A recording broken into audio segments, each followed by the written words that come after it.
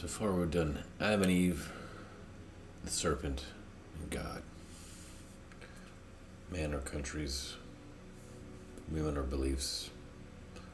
The serpent is money or commerce. And God is the people, humanity.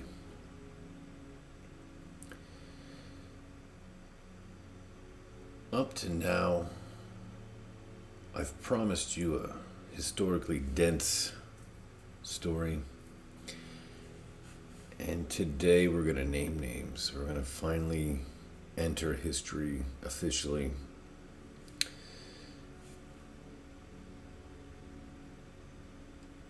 And I'll say this. At first, I was just trying to get to Noah. And I was sort of just glazing over Cain and Abel. Because that's what we're going to do today is Cain and Abel. And then it occurred to me that I shot one video. It was about an hour long. And I felt like it wasn't quite right. Like I was missing something. And I just started digging deeper and deeper. And it occurred to me that this is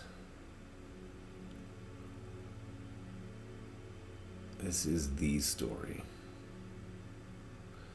Like, to get your head around this story is to get your head around the story.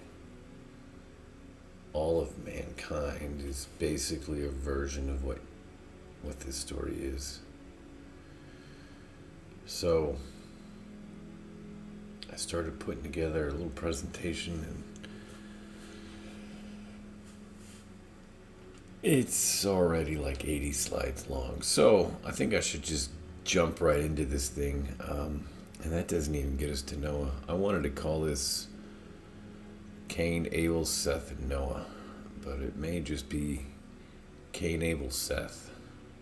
And then we'll do Seth, Noah on the next video. We'll see how this plays out. Cain and Abel. The first murder. It's a well-known story.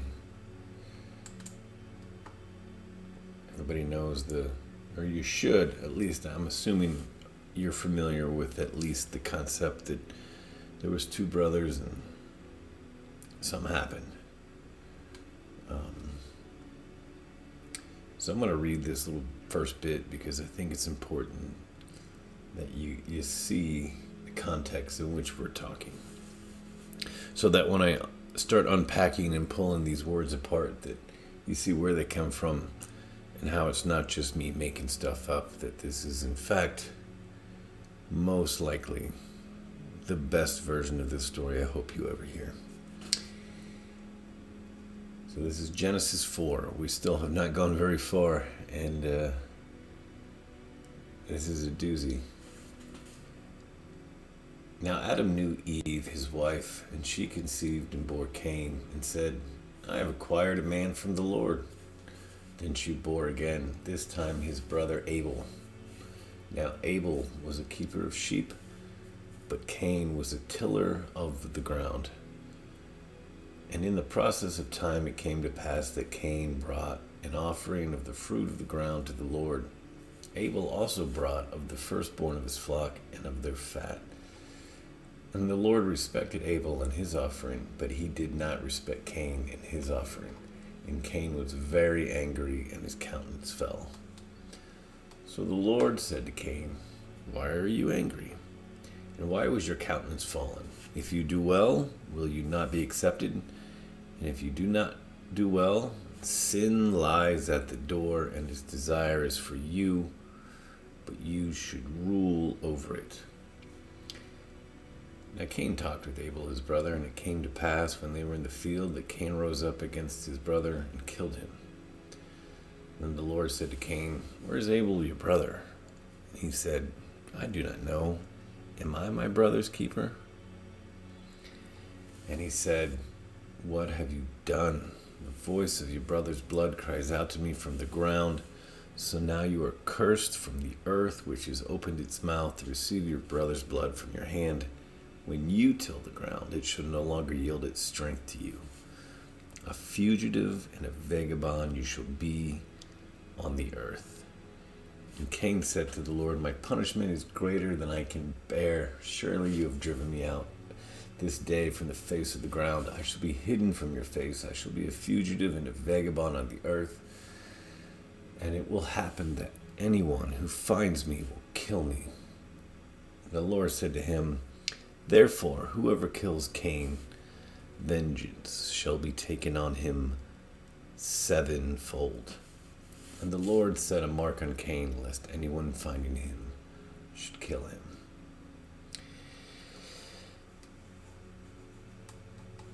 So, what I'd like to do is begin our historical journey as well as our biblical journey. Continue our biblical journey. So,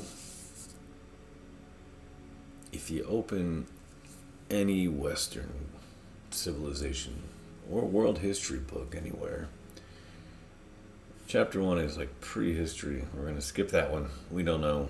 This doesn't talk about that. But as far as written history, page 1, step 1, chapter 1 of all books is always ancient Sumer, ancient Mesopotamia, the land between the two rivers, and the Sumerian city-states. And that's exactly where we're going to start. That's exactly what this is. That's what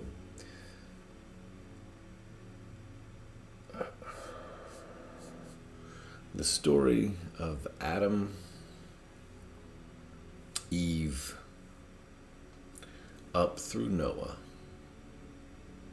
is the story of Sumer. Sumer and Akkad. Let me be very specific. Sumer and Akkad. And then after that, you get into Abraham to Isaac, and that's a chunk of time. So, in this case, it's not true. Like, Adam is not the name of this age, and I don't know why that is. This is Adam to Noah. That's what the name of this age of history is. When you get to Abraham, Abraham covers a large chunk of time. Isaac covers a large chunk of time. Jacob covers a large chunk of time. And Joseph covers a good chunk of time. So, this is still a large chunk of time. It just doesn't have one name. And that's interesting in some ways. So, what we do have is we have Adam and Eve. Now, Adam and Eve, it says, conceived and bore Cain. So Cain is first, and then they bore Abel. Cain, let me show you. Cain was a tiller of the ground, and Abel brought the firstborn of his flock, which means Abel was a keeper of sheep, a shepherd. And these are all very important. It's taken me a while to be confident in how to describe Adam. And actually, let me go back over here. So, at first, I wasn't sure if this was the story of the first war, and that would take us to the right time period. And officially, the first war was a war. It was called the Sumer-Elamite War, about 2700. But that is wrong. And then I thought, well, maybe Adam is the first nation state, or the first city-state of Sumer, Eridu, which is where the story of Enki and Ea and the Abzu and the religion of Sumer in general was formed. And just the more I looked at it, the more it doesn't work. So it's not right, but it's close. This is Mesopotamia. So Mesopotamia was not a single country, if you will. Mesopotamia was a collection of city-states in a form of a confederacy, but it wasn't really a confederacy, and it wasn't really a country, and it wasn't really any of those things. It was sort of, as you begin creating civilization, the rules aren't there and you don't really know. So down here is Eridu. This was the first one, and then it just sort of becomes your next big one, and then you just have all these city-states begin to pop up. Now, what you need to know is, I'm coming here because I want to go to, where was it? To this right here, and I found, was this the one? Yep, this is the one I wanted to find. And it kind of just sort of sums up a good explanation of what happens in Sumer. It's crazy. I've read a bunch of history, and every time I find one of these, I have to go, let me really put on my full hat and just dig and just think hard about this and just really get my head, how can I explain this simply? And you really almost need to hear this because it puts it all into perspective, and it allows me to unfold this in a little bit more intelligible way. So I'm going to assume you're not a Sumerian expert, just like I am not a Sumerian expert, but I now have a good grasp of what's happening. It says, at the dawn of the Sumerian civilization, the farmers' settlements were surrounded by uninhabited swampy pines and dry peaks between the Tigris and Euphrates. This hard-working Sumerian people were exploring more and more territories in the southwest part of Mesopotamia. Cities and villages were based on irrigation canals, which were being built, and the population was growing. Around the 28th century BC, there was practically no vacant land. Approximately at the same time, city-states began to be formed around community centers. Such precursors of states are called nomes. Such center, each of which consisted of one large city, several cities, surrounding villages, arose about 20. The main problem of ancient Sumer was the lack of food. The production of food products, primarily grain, did not keep up with the growth of the number of inhabitants of nomes. And we're going to say, if we stop right there, this portion, in my estimation, this idea of the early city-states and the nomes, let's call that Adam. But then you see in the story that Adam and Eve conceived and brought forth their first child, Cain. So let's go back.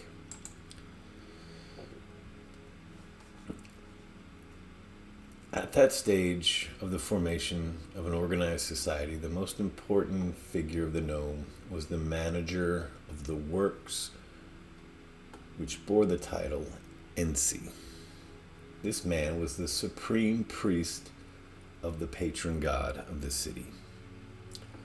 Relying on religious authority, this man managed a vital irrigation system as well as collecting, storing, and distributing the crop.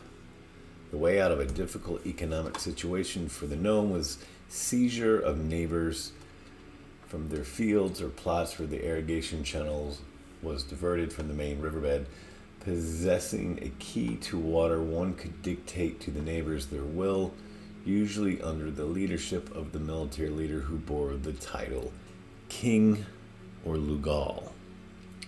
The Sumerian city defeated the nearest rivals, selected disputed territories, and looted defeated tribute. When a less able ruler was in power, the victorious enemy arose to the struggle and went on for centuries. And then it goes on to some other things. So what I want to start with is NC. So we are going to be dealing with 3 characters, 3 children of Adam. So if Adam was the beginning group before it got, as it was forming into the different areas, they hadn't quite gotten to this next stage of civilization. And the first stage they hit, they built city-states, independent city-states. So now we're getting to the man aspect, right? So if Cain is a man, he's still a nation. All the men are nations. So Adam is Sumer in general, I think is a good way to look at it. But Cain is very specifically the city-state.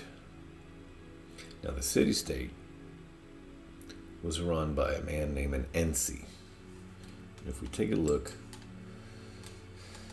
I'll give you a couple of these. The term Ensi. Ensi is the territorial ruler of a city. He's the member of a class of privileged farmers. And Cain was a tiller of the ground.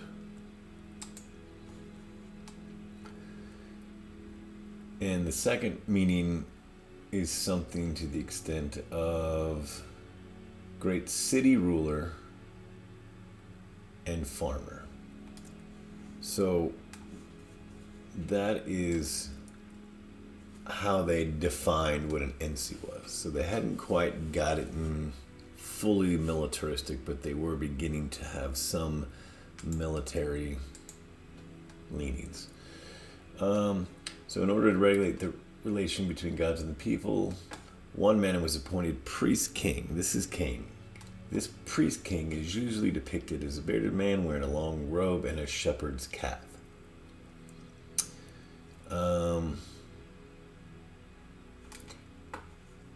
Basically, his name was high priest, the N, husband, owner.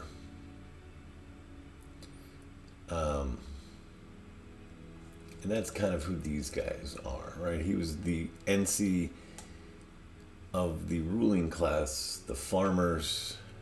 He was the chief priest with the workers, like we talked about, the beasts of the field, the birds of the air, the cattle. So at the stage of the formation of an organized society, the most important figure of the nome was the manager of the works, which bore the title Ensi, supreme priest. He had religious authority, and he managed the irrigation. He was in charge of farming, crops, and city management.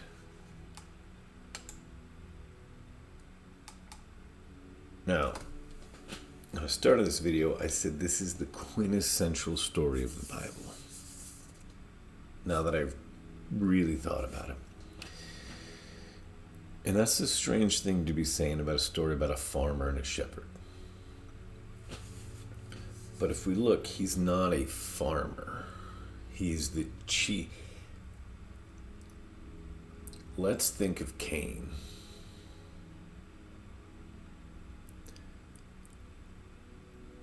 As the bureaucracy. He's the head. He is the state. He is the mechanism of state. It's also interesting that he is almost indistinguishable from the woman. So while he is a man, the male aspect represents the peopling, right? He's still the man, but the woman is now right there, and that's, hopefully you can start to see that. So if that's, and a lot of times this is something I'm just going to put out there, and I just need you, how do I put this?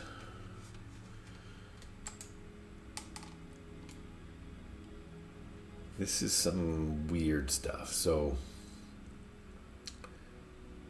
it's esoteric, it's historic, it's religious, it's cultural, and it's esoteric. Did I mention it's esoteric?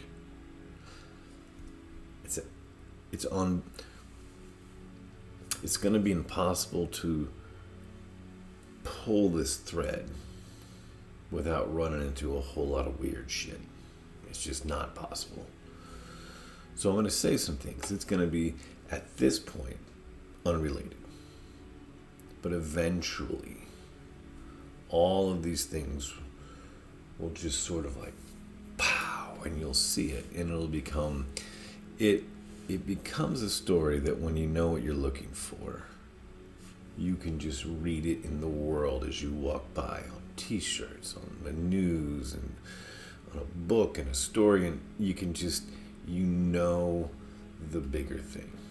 So just, there's going to be a couple of slides that just seem way out of place. Just put that in your brain for later.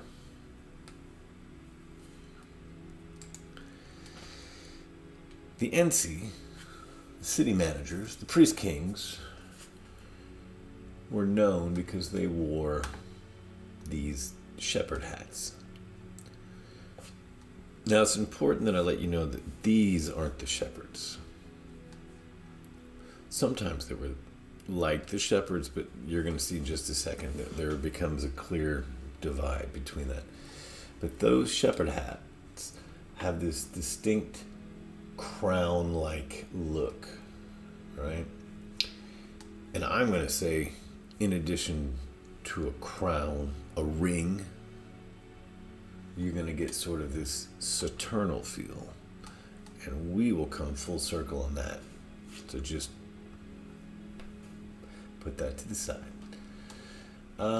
Throughout the 3rd millennium BC, Sumer remained divided among the various city-states. So they haven't coalesced to anything that even remotely resembles an empire yet.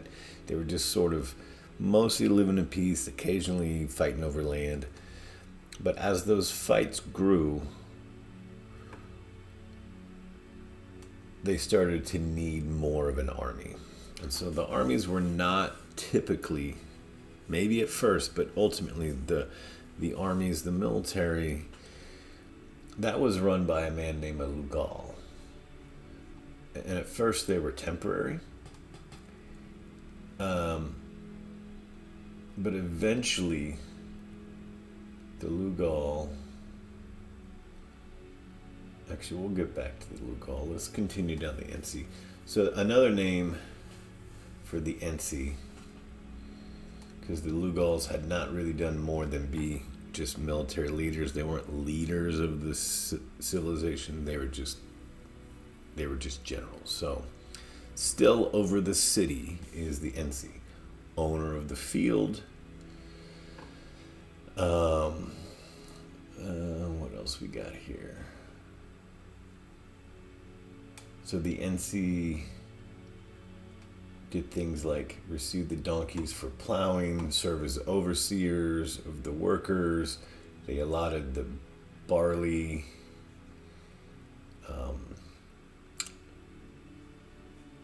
City ruler. So that's another name.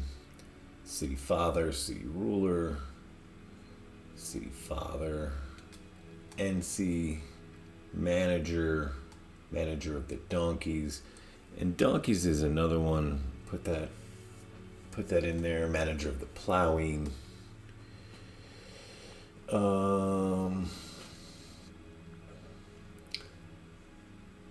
So another thing is it refers to the person in charge of donkeys that hauled the barge. So a manager of the donkey of the barge. They're also in charge of trade, right?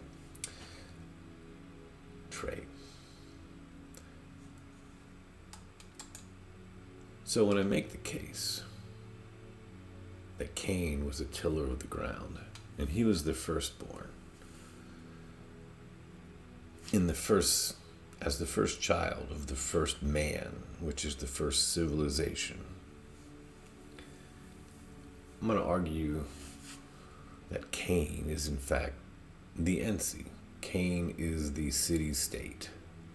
And more importantly, more so in this story than most, Cain is referring to the leadership of these societies. So Cain is the city manager, farmer, tiller of the ground, keeper of the donkeys in the field. Cain.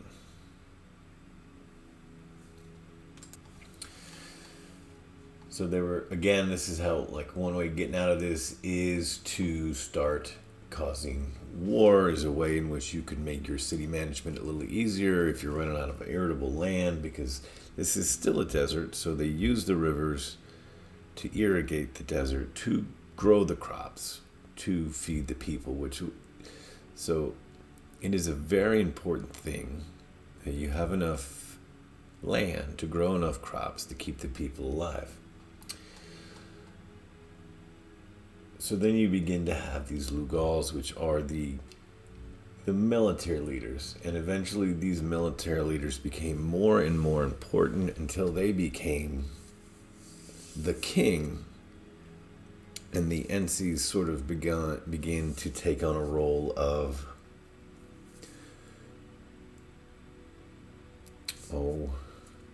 they were still the city managers, but now they were under the king, right?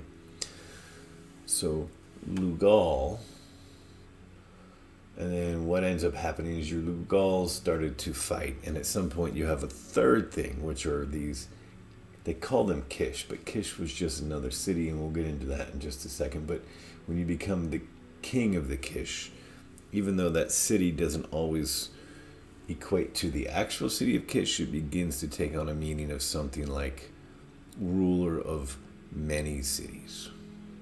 And that will continue on, and we'll get into what that means as well. So, I understand this is kind of like for a Bible study. This is pretty. I'm having to throw some concepts at you, so I'm going to struggle through this until it becomes a little easier for me to explain things. But until then, good luck. So with time and for a variety of reasons, war becomes a serious threat. To meet it, the people of a region would assemble to elect a young man as a war leader, the king, the Lugal, the Abel, the shepherd. The king was originally appointed for an emergency only, but wars became more frequent. The office became more permanent. And eventually, the king in most regions became supreme and took on, besides his military functions, also the economic, judiciary, and religious functions of the N. So, how did Sumerians see these Lugal, these kings, right? They were called, literally, in their concept, they were called shepherds. They were the shepherd kings because they were guardians and protectors of the flock. Cain was the city manager. He managed the city, but Abel protected the people. Now, none of this is my opinion. I'm showing you source, or at least screenshots of sources, but this is not but you're seeing that I'm not just pulling this out of nowhere. So we have two distinct brothers, if you will, different types of rulers, and you're going to notice that one seems to be more favored among the people, among God, than the other.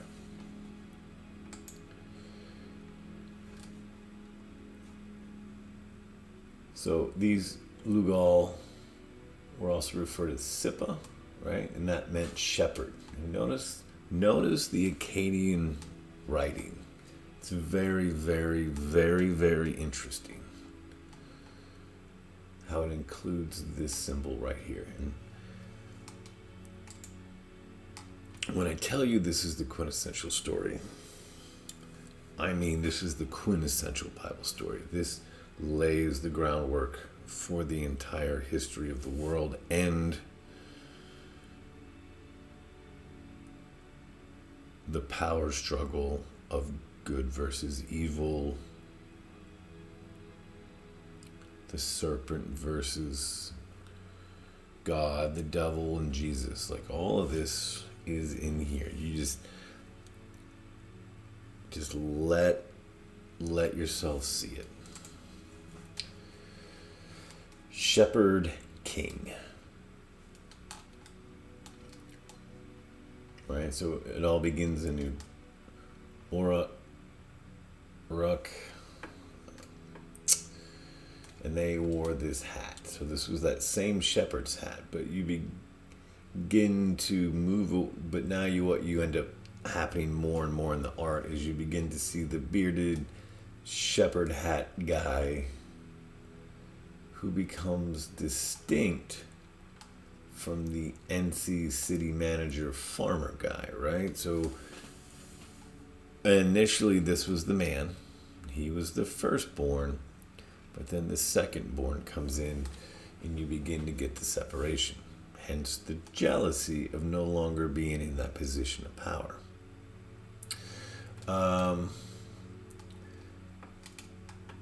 This is something I just copied and pasted. It was interesting because it says, this is Akhenaten. So Akhenaten is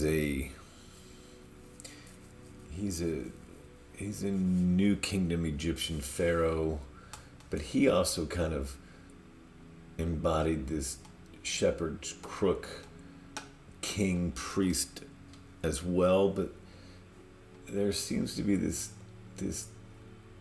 the Egyptians didn't necessarily embrace the meaning behind it as much as just the symbology. To their core, it is well understood that in Sumer, being a good shepherd to his people was the primary concern, right? It's the core of the identity of the Sumerian king. So that's important. Again, I just wanted to show these Akkadian words here that mean shepherd, herder, and just like Saturn, just put that to the side, but don't forget it.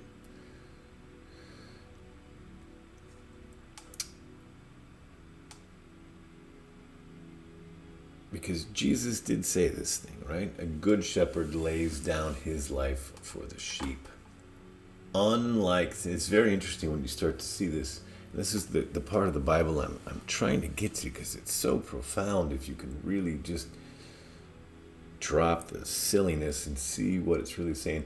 Unlike a hired hand, unlike a city manager who flees to save his life, Jesus saved his flock from the wolf, even though it meant sacrificing his own life.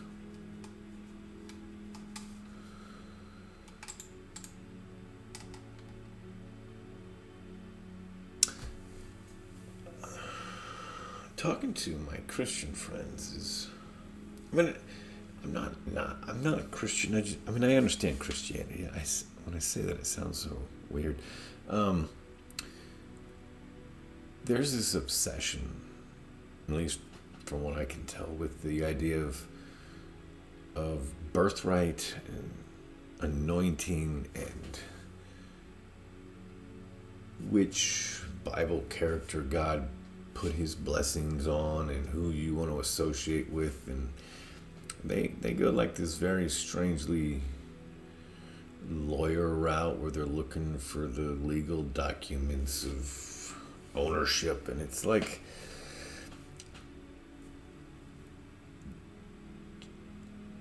just listen to Jesus.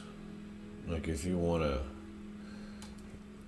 the shepherd lays down his life for his sheep. The person in power should be in power because he deserves to be in power. And in many ways, that's what Cain and Abel is the story of power. Some people are in power because they love the power. And some people are in power because they are strong leaders. Now, what's really interesting is if we just, without getting too political, if we just look anywhere in the world and we think about how many truly deserving, strong leaders we can think of in our entire lifetime, it's a number, it's a round number. I'm going to round it to a very small number.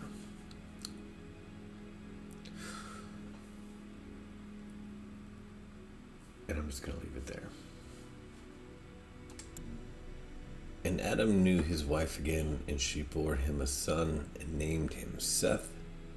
For God had appointed another seed for me instead of Abel, whom Cain killed. And Seth, to him also a son was born, and he named him Enosh. Then men began to call on the name of the Lord.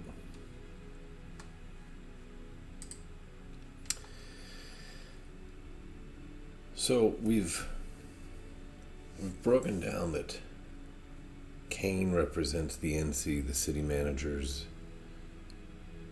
Abel represented the Lugal, the shepherd kings, the heads of the army as they fought with the other city-states. And then an interesting thing occurs, and we've sort of touched on it, and we're just going to touch on it again, is you get these wars, these increasing wars of increasing size, and then ultimately you begin to get they refer to as these hegemons of Sumer, first with the city of Kish. And like a lot of things, the first person that does it tends to get the bragging rights, the naming rights, and so from then on out, these hegemonic rulers, where they began to seize power of multiple cities, begin to call themselves kings of Kish, regardless of their origin. And so if you jump over to the kings list, an interesting thing, and we're not going to go through too much of it, but basically each of these little chunks right here represents the reign of a different regional Kish. And so they go from one to the other until they get towards the end. For example, Uruk was defeated by Ur, and then it goes through those kings within that little dynasty, and then Ur was defeated and taken to Awan, and how Awan was defeated, and that goes to Kish, and Kish goes to Hamzi, to Uruk again, back to Ur, to Adab, Mari, Kish, so on and so forth, until you get to Lugal, Zagazi, and Agad or Akkad. So,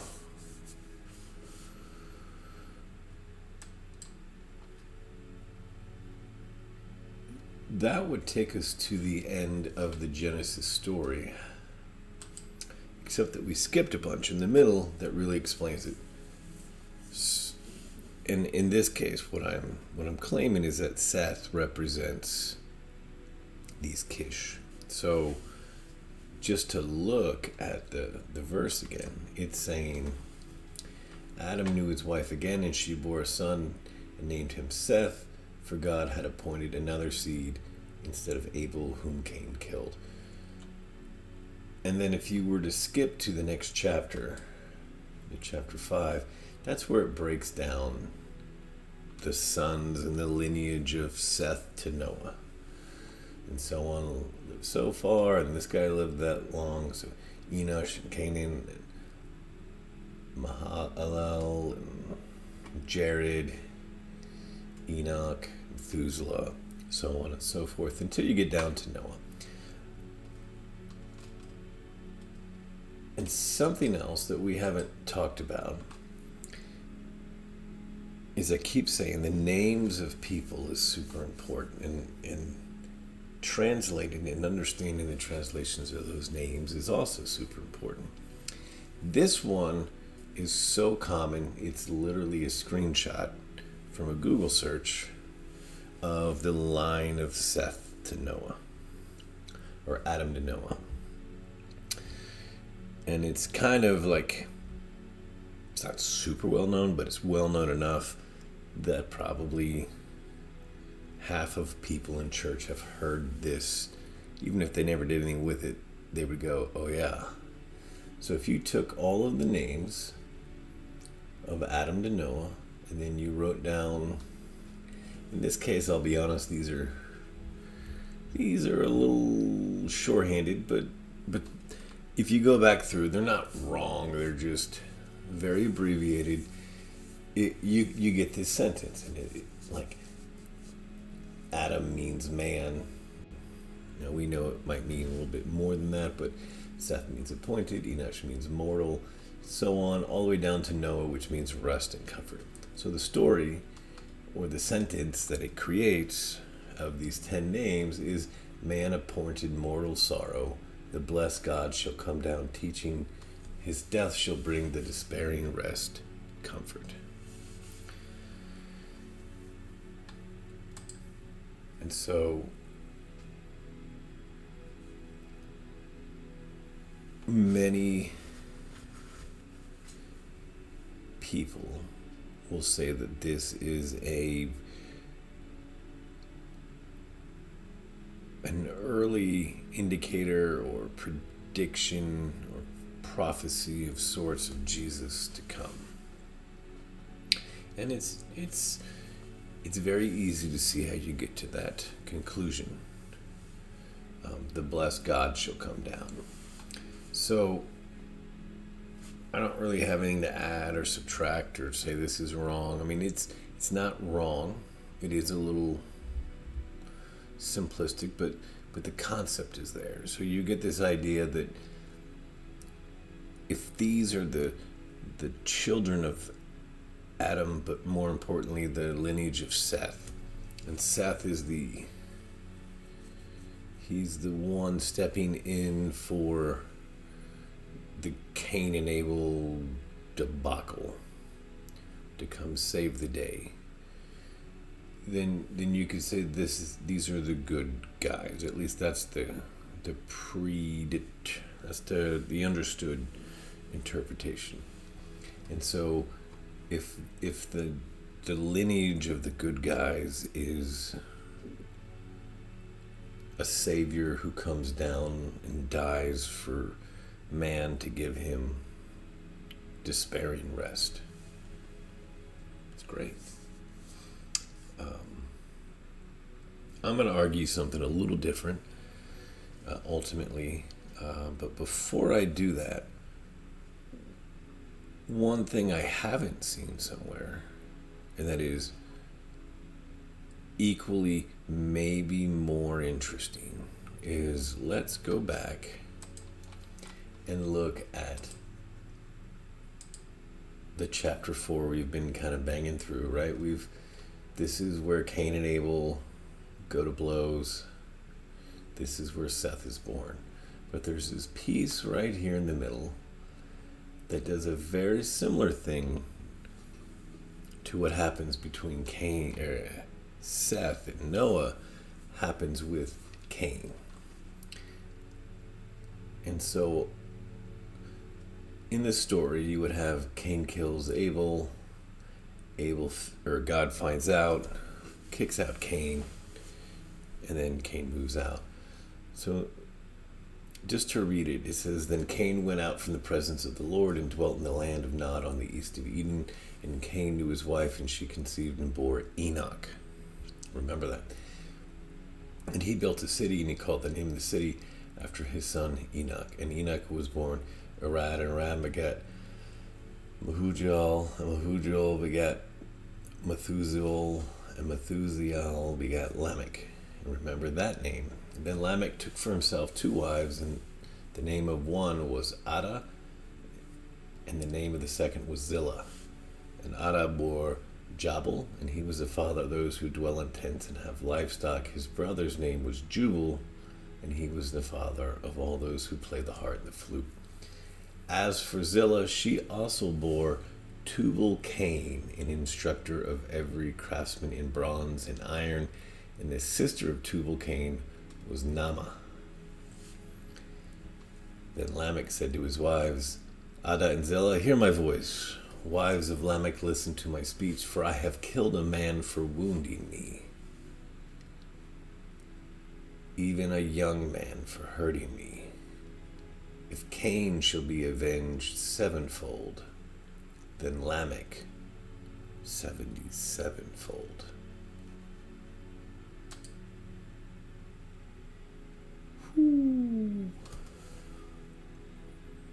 It's interesting how we never give Lamech his due. If Cain is worth 7, he's worth 77. And something I want us to look at, and I've made a slide so it's a little easier to see, but,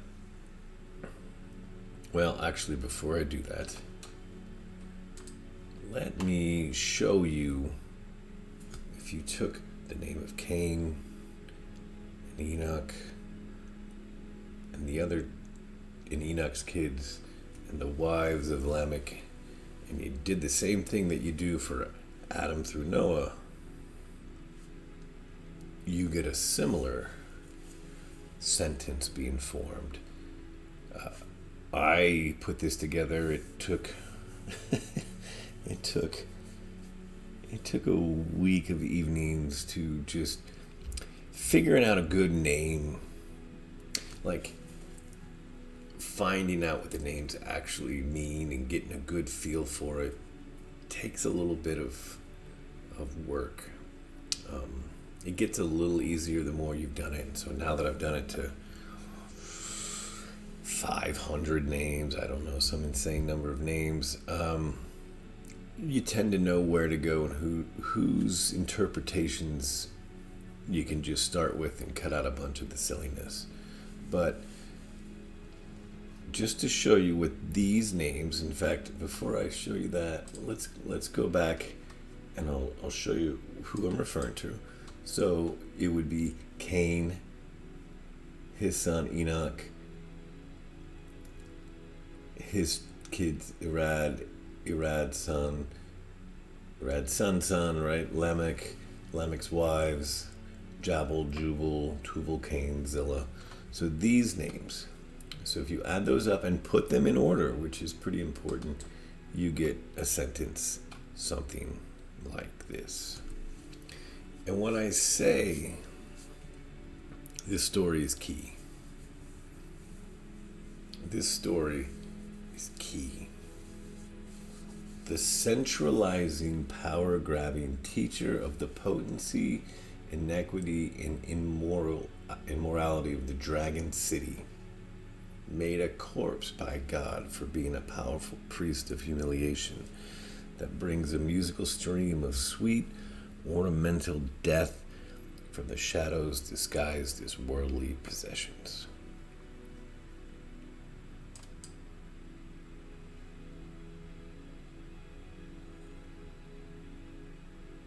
And if you doubt that, or if you think that's off, or if you think it's crazy, feel free to go. In fact, please go look. Please go look. What I believe this is showing you is, like, if you get to the end of the Bible ends with the phrase, and there will be no more Canaanites on the earth in those days. And basically, from this story to the end of the Bible, the enemy is some form of Cain. So for them to spell out, so if Seth represents Jesus, which I'm not going to argue with that, but that's not, I don't think it's exactly what it's saying, but then the sacrificial teacher lamb who brings rest is a great motif, even though I think it's saying something a little better. And I will say that Seth does represent Jesus, who you weren't told about. But Cain, this centralizing, power-grabbing teacher of the dragon city, and we've already talked about serpents and dragons, so it's like, yeah, there's a lot going into that. So what I want us to take a look at is the side-by-side of the lineage of both Cain and Seth. So here are those names that you see spelled out, that one sentence about the teacher coming down, and over here is the one about the teacher of iniquity in the dragon city. Right, so you have both, and then obviously Abel was not able. But what I find interesting is the reason Cain is a teacher as well as the line of Seth is a teacher is Enoch is where you get the word teacher from. Now, interestingly, Enoch is the, how should we say this? Enoch is the heart, the beating heart of esoteric belief. There's the book of Enoch that is part of the Apocrypha, which gives a more detailed version of this story, as well as much of the rest of Genesis. It's very, very, very, very mystical feeling. Then you have second and third Enoch, which make first Enoch look like Dr. Seuss. And that's where you get into how Enoch becomes Lord Metatron, and he becomes the Archangel, and when he's taken to heaven, and all of these things that happen to him up there, and how he is responsible for much of the Kabbalistic knowledge of the world. So Enoch has an entire fan fiction of his own. So when we look up here, it is very interesting that Enoch is in both columns. It is also interesting that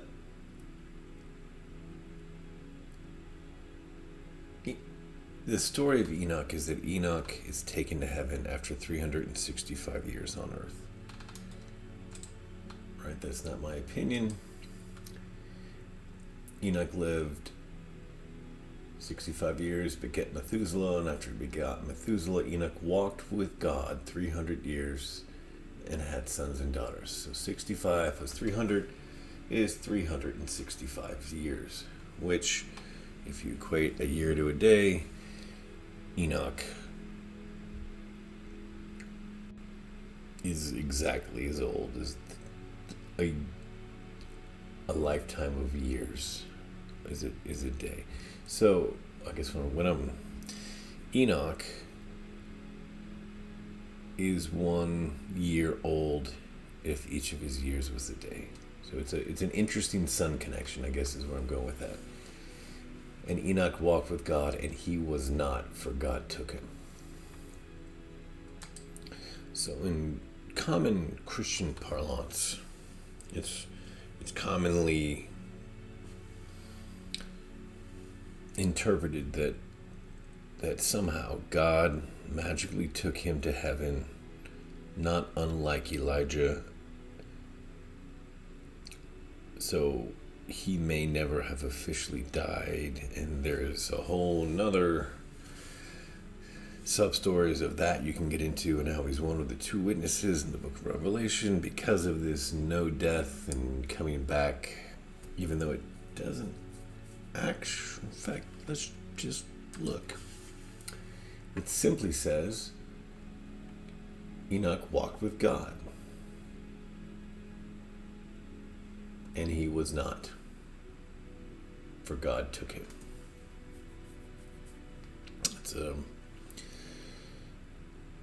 That's all it says.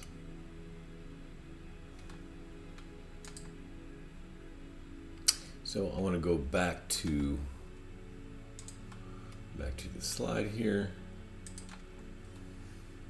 So Enoch, Methuselah. So there's slightly different versions of a very similar sounding name. And then something super duper interesting, Mr. 77 himself, Mr. I killed a young man, good luck killing me, is both the end of the line of Cain, well, not the end, but the last son of Cain. Well, he's the last in this little column, and then he has his 4 sons, 4 children. But it's also the person right before Noah and his 3 sons. So you have Enoch, Methuselah, Lamech, Noah, and then you have Enoch, a couple of people, Methuselah, Lamech.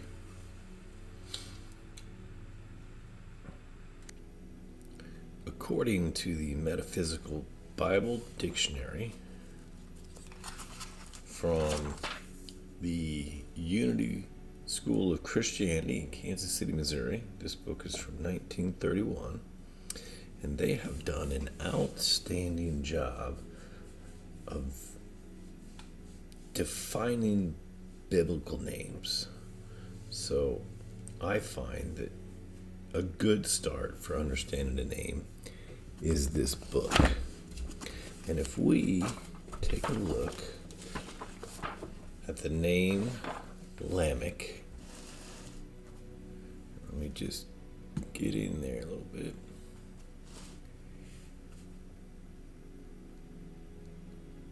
Let me get a little closer. We can see that Lamech means overthrown, leveler, arrestor of disillusion, principle of law and order, a strong young man, strength, health, power. It's A, the son of Methuselah, the father of Jabal, Jubal, Tubal, Cain, and Nama, or the son of Methuselah and the father of Noah.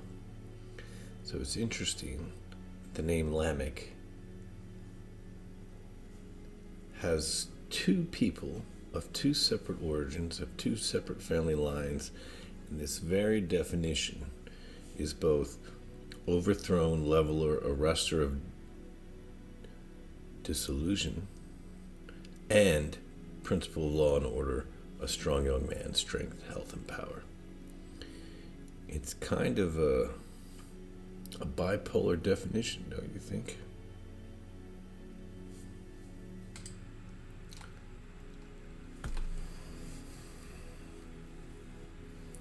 So this is where I'm gonna start pissing you off, I think. I think up till now you can get on board. We haven't taken aim at anything super serious. We're talking about, very old stories and slightly new interpretations. I know a common interpretation of Cain and Abel is that Cain represents agricultural, and Abel represents the old hunter-gatherers, and how there was this. And I at one time subscribed to that, but hopefully we can see that it's more specific, it's more interesting, and it's telling a bigger story. So, that being said, Seth, I've already claimed, is the Kish, these regional hegemonic powers of Sumer. And so we have a king's list, right? Let's relook at the king's list. This is where I'm making my connection. So each of these columns is Uruk, but under the name of this city are the different rulers until that dynasty ended and a new dynasty took over. Kish, you had a couple of kings, and then it moved on. Hamamzi was defeated by Uruk, and then you have a few kings, and that moves on. Uruk was defeated, you get you have a few kings, and that moves on. I'm saying Seth would represent something like the original king of Kish. He had a son. It lasted a while. In fact, where's the original one?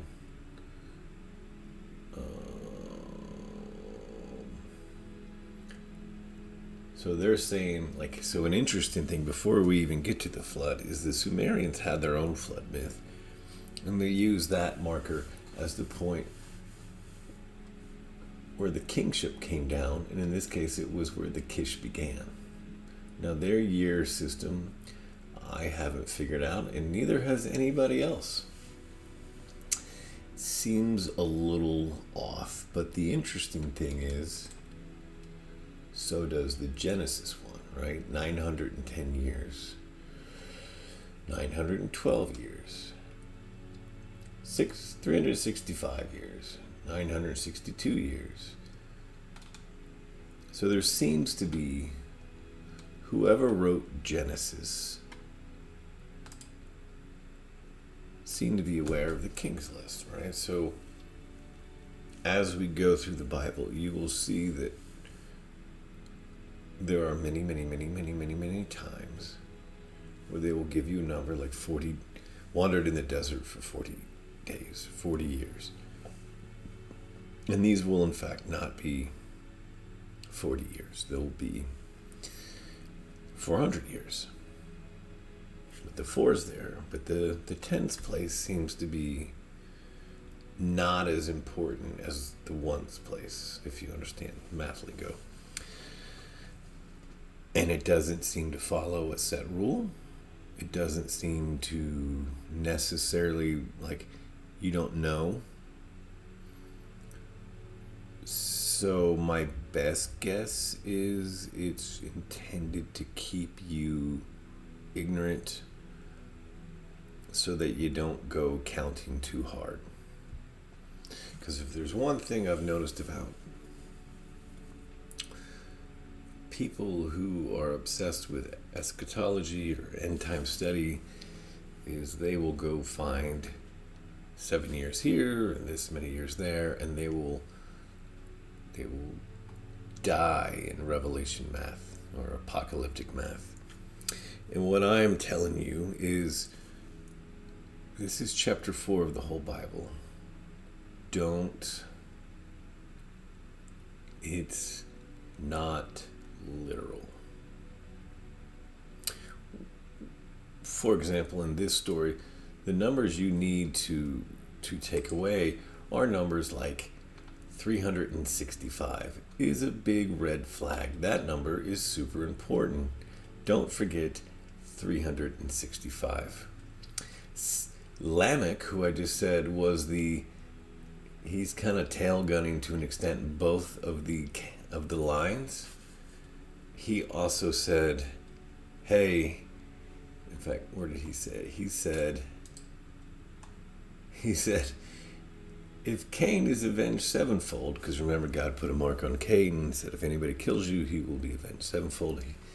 Lamech said, well, if that's good for Cain, I'm good for 77. And then it just so happens that a man named Lamech lived for 777 years. I would say the 7 part is the part that matters, not the, well, you can't live 700. There are 100 different ways I thought about this. I haven't found one that works, and quite frankly, I keep having to reshoot this video because it's so incredibly, insanely hard to get to everything without jumping around. The best I can figure is if a man is a country, or in this case a city-state, or in this case like if Lamech represents, I don't know, the city-state of Uma. Did Uma exist 770 years? I don't know. That's my best guess, is it's giving you an overall timeline of how long that city-state existed. And in Sumer, they went for a while before it all fell apart. So, I don't know. But that kind of leads me into, if I'm claiming that Kish is Seth, which is exactly what I'm claiming, right? Kish is Seth, then that Kish fell, and a new Kish, a new Seth, a new Kish, a new line of Kish, a new line of Seth comes in, and they go for a while, and that one falls, and the new one pops up, and they fall, and the new one falls up, and then they get taken over. I'm saying, I guess what I want to show you is these represent the different lines, and it seems like maybe there could be some form of overlap. Enoch could represent the same place, and I don't know that that's true. I don't know. I want to know so that when I tell the story, I have 100% authority, and you have to believe everything I say, because there's no holes in it. But it's just, I know who I think this one is, and I know who I think this is, and I know who I think this is, and outside of that, I don't know. I simply don't know. I do know that in addition to having a line of Cain,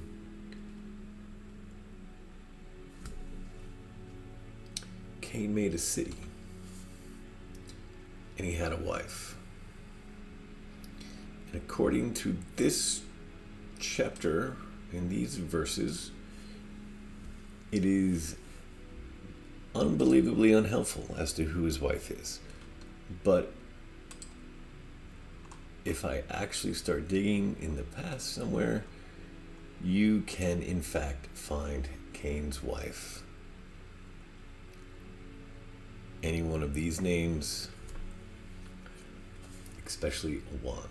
And then if you go into Muslim tradition, it was the first name that we just saw, Aklima. And then if you go into the book of Jubilees, which, like the book of Enoch, is another book of the Apocrypha, they say his wife's name is Awan. Her name means, and if you remember my Dragon City right before that, the teacher of vice, iniquity, and potency does not come from nowhere. It comes from the name.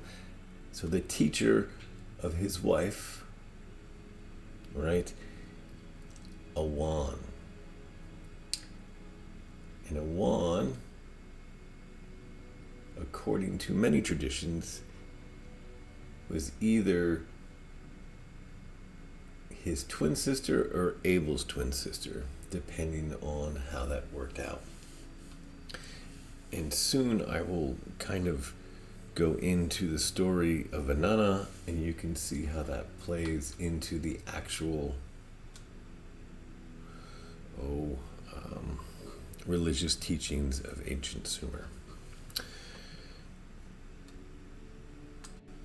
So if I'm claiming that the King's List and the different alternating Kish that hold sway in Sumer is somehow related to the lineage of these Kish, if you will, and they both seem to kind of near an end with a name called Lamech, and I said I know who Lamech is, I believe the next thing I need to do is go through that. So the interesting thing about the history of Sumer that I didn't realize until I started getting into it is there's not a whole lot. I'm sure you could spend a lifetime in it, but when you read it, it seems to be Ensi, Lugal, wars, Kish, and then this story of Umma and Lagash war, and then a man named Lugal Zagazi, and then the rise of the Akkadian Empire. That seems to be, like, if you had to boil it down, obvious. Oh, and the gods and those stories, but there's not a lot of records, right? That's the issue. When you get to places like Egypt and Assyria and Babylon, they had great record keeping. So there's probably more records of the Akkadians than there is the Sumerians. So there was something called the Umma Lagash War. And this was a border dispute / conflict that lasted on and off for a little over 100 years. Initially, there was a skirmish, and then there was one of the kings of Kish that came in named Meslam, and he created this stela, and the stela of vultures, which said, hey, we're gonna solve it like this. And that lasted a while, and then the hostilities resumed, and so they went back and forth, like it says, for 100 years war. So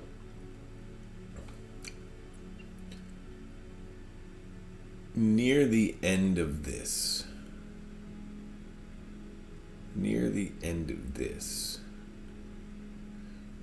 you get the total destruction of Lagash.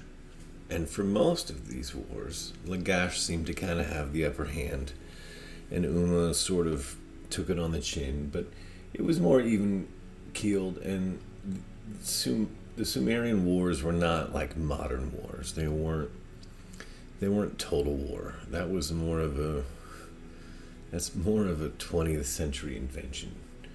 There was always sort of like a civility for the most part, unless you were a barbarian horde, and hence the name barbarian, because the rules didn't apply, and so they tended to get a little out of hand. But these wars, they weren't even that big. It's usually a few hundred men here, maybe 1,000, and they just kind of went back and forth. But at the end, things got real, let's say, out of hand. So I want to set up that story. There was a man named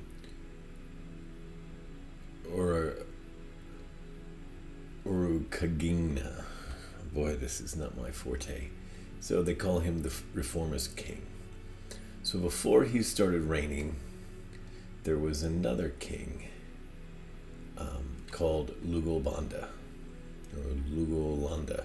And Lugalanda was known, here it says, who had a reputation for greed and corruption.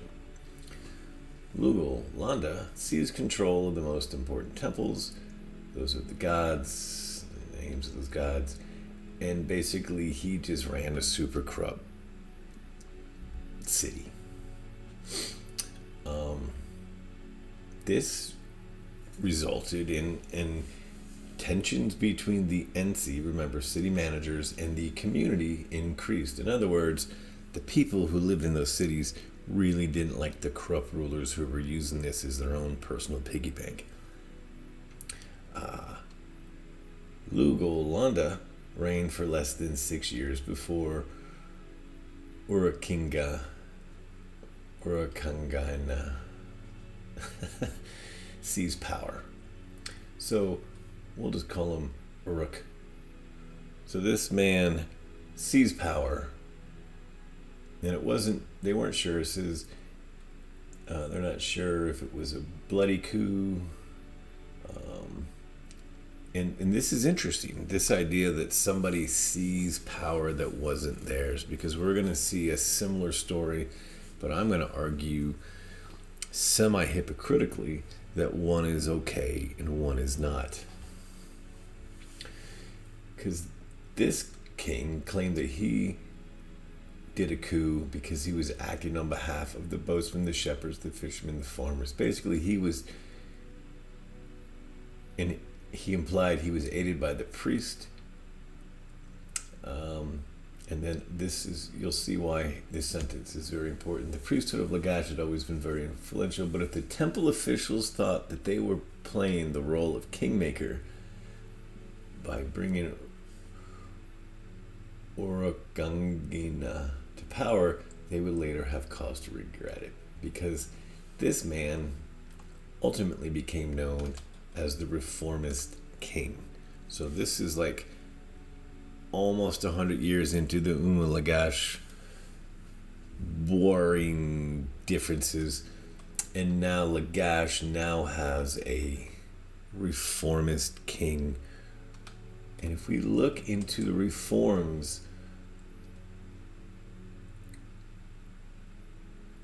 of Urukagina, you can see just some of the things that he did. In fact, there's a stela, there's a inscription somewhere of what he did.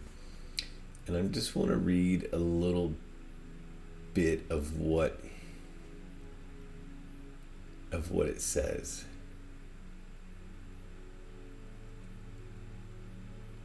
For Ningirsu, the hero of Enlil, Uragina, king of Lagash, the palace Tarash he built, and the Antisura he built. So now he's building temples.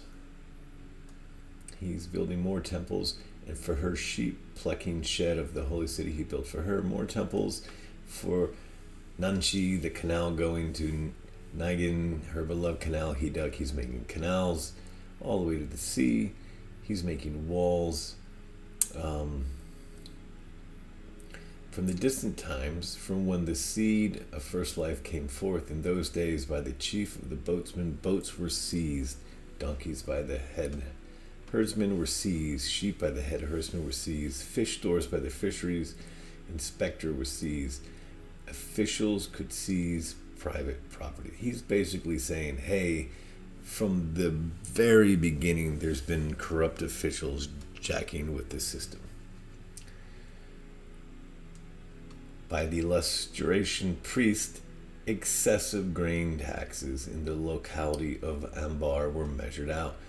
They're taking stuff and they're excessively taxing. The shepherds of wool-bearing sheep, instead of pure something, sheep put silver. Rather than making a costly offering of pure flawless sheep, a bribe to the temple administrators was given instead. Basically, they're saying instead of paying people in lambs, they paid them in silver. And that's interesting because in our world, we'd rather have silver than lambs, but in that world, real things were better than inedible metal. So you're seeing he is making a case that the NC, the bureaucracy, the system is corrupt from top to bottom. So then it goes through saying, hey, oh, there it is. There was a bloated and corrupt bureaucracy. From the border territory of Ningirsu to the waters of the sea, ones who served as court officers were present everywhere When a royal subordinate on the narrow side of the field built his wall, blind workers were appropriated for it, and for the irrigation channels located within the field, blind workers were also appropriated, as the customs were. It was. And the commands of master was, and he seized upon.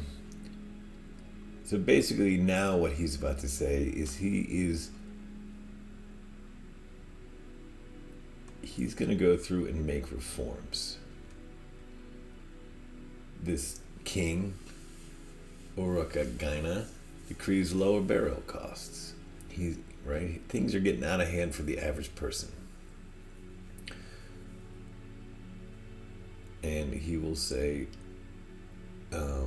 new wage controls, charity for the poor, helping out blind people. People cannot be forced to sell to their superiors, and they can name their, it's just an entire thing of decent rulership. Here's a man that said, hey, king, you suck. And that would be that Lugalanda, right? And he said, you're out. He quote unquote illegally took over and then said, let's clean this place up. It's every citizen's dream that they're going to have a good ruler coming.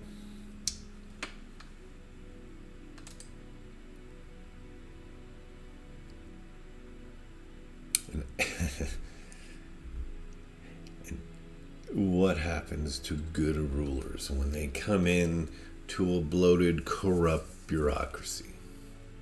Like it's a formula. The bureaucracy runs the show. So when you try to fix that, there tends to be a 7 or a 77 times payment for getting in the middle. When you go messing with the mob, you're going to get your knees broken. And that's exactly what we find in the story. Lugal Zagazi, according to his inscriptions, came to power as the NC of the Uma city.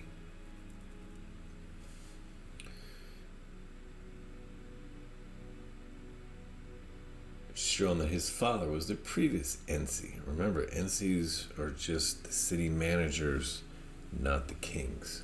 So somehow, probably in another coup, which I found some things and then I've had a hard time re-finding them, I'm making the case that if Seth represents Kish and the idea of these kings of Kish, no matter which city they're from, then Cain represents the NC in some ways, no matter which city they come from. And just like in this chart, we get this strange overlap, right, where things don't make sense. It is interesting that the son of the city manager is a man named City, right? That is super interesting. And it is interesting that a man named Teaching. So he's teaching about the city teacher. And it is interesting that they're both named Enoch. So I'm going to go off on a limb here. And I'm going to say that Enoch, especially this Enoch, represents the end of Lagash. Right? So another curious thing that I haven't really gone into too much is one, if we look, a couple of interesting things. Number one, was defeated by the kingship, and the kingship was taken to Awan. And Awan, somebody they can't read, became king, and he ruled for an unknown number of years. So there was 1, 2, 3 kings, that ruled for 356 years, which interestingly is, and I'm not even making the claim that it's directly related, but it is interesting that it has all the right numbers, just not in the right order for 365 years.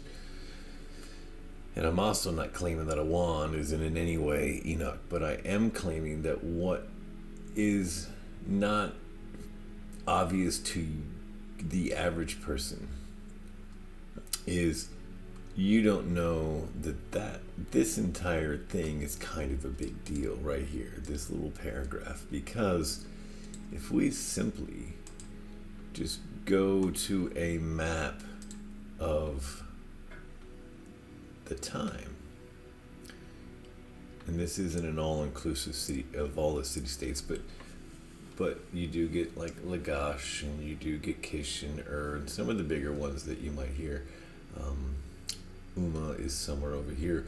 Awan, this city that takes rulership, is not a Sumerian city. That is an Elamite city. That is a different country, a different region, a different mindset, a different group of people. And somehow, for at least this brief time, according to them, 365 years, which I'm going to say is not right, but at least a period of time, this outside force from the east came in. And I will say that I think as these things go back and forth, that I believe some of that is related. Cain has just killed Abel, and God has said, now you've done it. And he kicks Cain out, and he sends him to the east.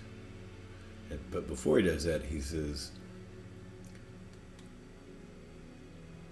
a couple of very important things. You are cursed from the earth. Now, I told you much of this is esoteric. In a sense, it's saying like a deeper hidden meaning. The earth is what he was in charge of, right? He was the keeper of farming. So he is now no longer to be associated with farming, whoever he becomes. Earth is also what man is made out of. Man is dust of the earth. So he is separate from regular man. And he's no longer going to be an accomplished farmer. And what is the opposite of earth? And that would be water. So now we can safely associate Cain with water. And what is water? Is knowledge. Water in the form of a serpent is commerce. Water in the form of an ocean is the sea, and the sea is international trade. So Cain now needs to be associated with commerce and trade, knowledge, and separate. He's a wandering vagabond, a fugitive. Now Cain is a little worried about this, and he says, yeah, but people are going to kill me for this. And God said, don't worry, I will put a mark on you. Right? That's another one of those keep that in the back of your head moments. And then I really want you to look right here where it says, then Cain went out from the presence of the Lord. So he left the people, he left this area. And he dwelt in the land of Nod on the east of Eden. Again, Eden was to the east. Adam and Eve sin. They get kicked out of Eden to the east. Cain, their firstborn, kills his brother. He goes to the east. So we are now 3 easts from the start. And it says, Cain knew his wife. But I want you to really look at the sentence before and tell me, what is his wife's name? You just hold that thought in your head. And then it said, she, whoever she is, conceived and bore Enoch. And he built a city and called the name of the city after the name of his son, Enoch. And so now you have Cain to the east and Nod. Even here, I don't like these as much, but even Nod means wandering. So he became a wanderer in the land of wandering, east of Eden, and his unnamed wife and him had a child, which means there's a new civilization. There's a woman and a man, and they have a founding city. We have Cain, city manager, the head farmer. We had Abel the king. Cain kills Abel, seizes power, and then loses his power. He is then kicked out of this new power. So to the east of what we should see, and we will get into that next time, should be Cain and this wife, right? This religion, this cultural belief system. So if you Google who is Cain's wife, which is what you're seeing here, you're going to get some interesting answers. Aklima or Awan, which I told you to remember the name of that, right? So they're saying in some religious traditions, Awan is actually the twin sister of Cain, and they got married in some Egyptian-like fashion. In the Muslim tradition, Cain had a twin sister, Aklima, also Awan. Because Cain and Abel apparently married each other's sisters in the Muslim tradition. Awan is, according to the Book of Jubilees, which is an in the Apocrypha, but not in the official canon of the Bible. Awan, which means, and again, I told you, this is a huge chunk of what I do, the names mean things, and her name means vice, iniquity, impotency, and she was Cain's wife. But you're not going to find it in Genesis. So the answer you're looking for is not there, right? It's not there.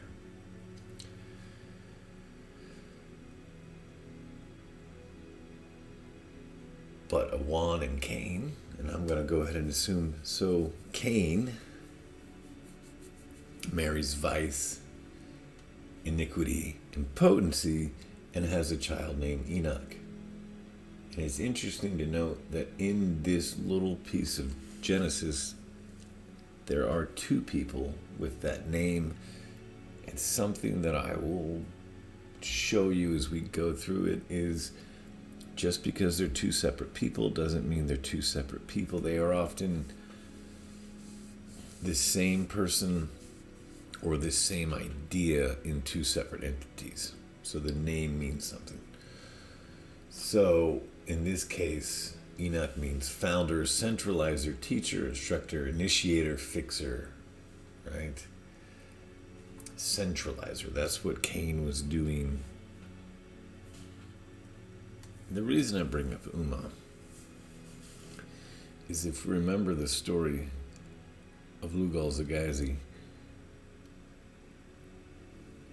he begins in the city of Uma, which is at war with the crow, Lagash. But Uma, if you go listen to a Muslim imam speak, he talks about the Ummah. An Ummah is like a way of thinking about the Muslim community. So he becomes the leader of the community that he isn't supposed to be the leader of. And initially the Ummah Lagash thing was settled by a man named Mezalim. And it's interesting how you begin to have these words that reappear millennia later that are slightly different, but one wonders if there isn't a connection. So in Islam, if you were a follower of Islam, you are what is called a Muslim. And you're a Muslim because you surrender yourself to this divine message. So you're part of the people of the message, the Ummah. You are a Muslim. And I say all that because it's all happening in this area.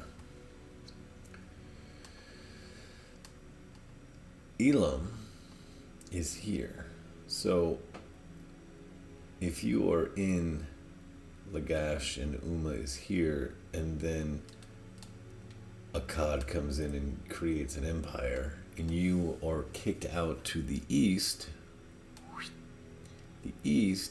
to a city called Awan, which just happens to be the wife of Cain,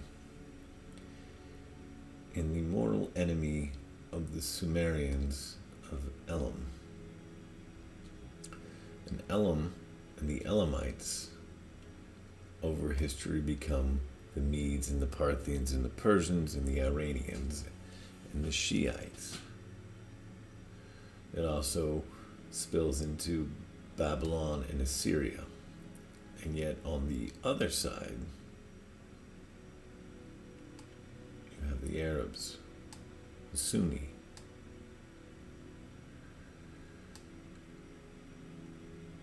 Just something to put in the back of your head.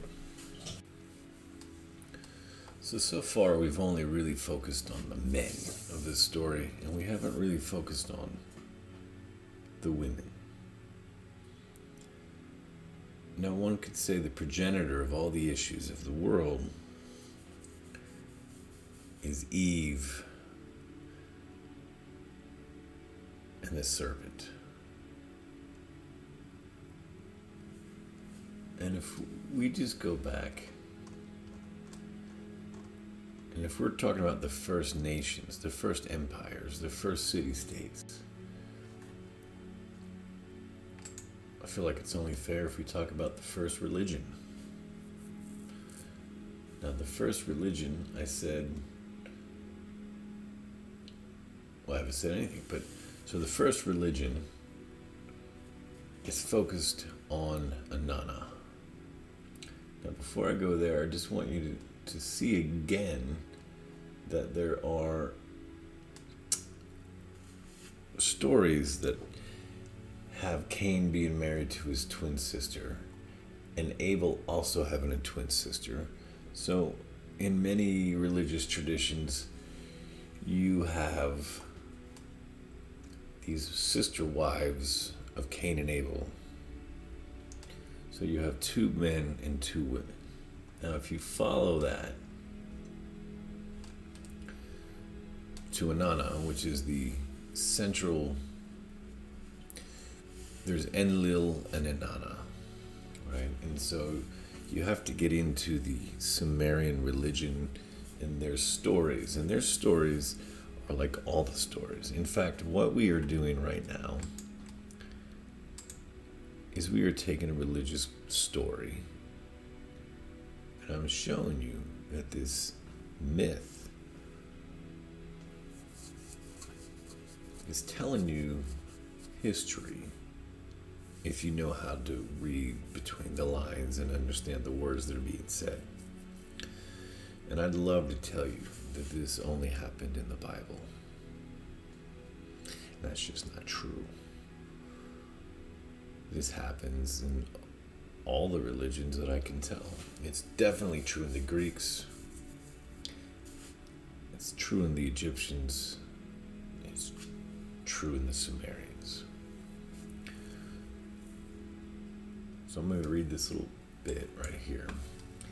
Inanna's twin brother, right? So we're already picking up notes and hints of Cain and Abel having twins. Is known as Utu, Shamash, the sun god. Now Inanna and the sun god were close.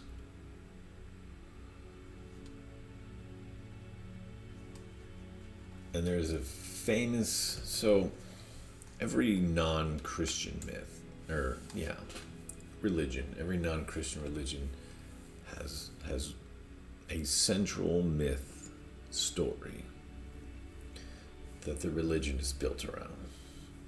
The Egyptian religion is built around Isis, Osiris, and Horus.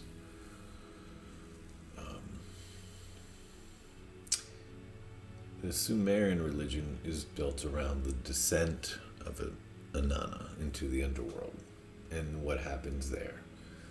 The Greeks have their mythologies, right? They didn't have a Bible. They had myths that they told in a pantheon of gods they worshipped, and they knew the gods by the stories of the myths.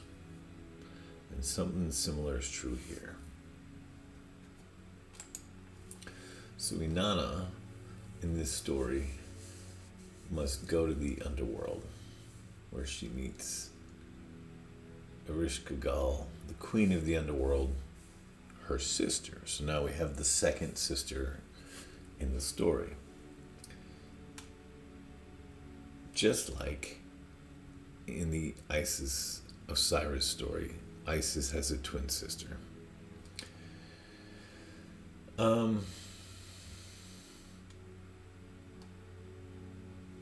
Now, the Babylonians will take over the Inanna story and create the Ishtar story, and they have similar relationships with their brothers.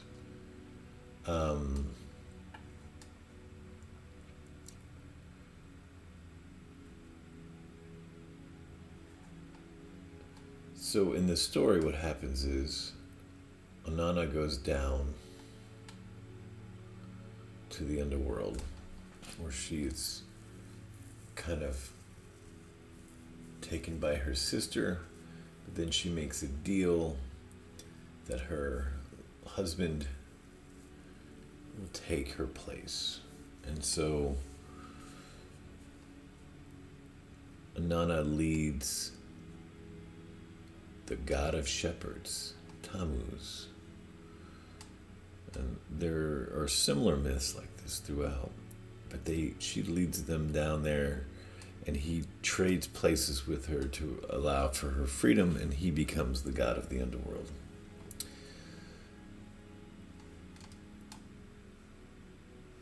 So Inanna descends into the underworld, apparently seeking to extend her powers there. Now, let's use what we've learned so far. Inanna is a religion. So these priests go to the underworld.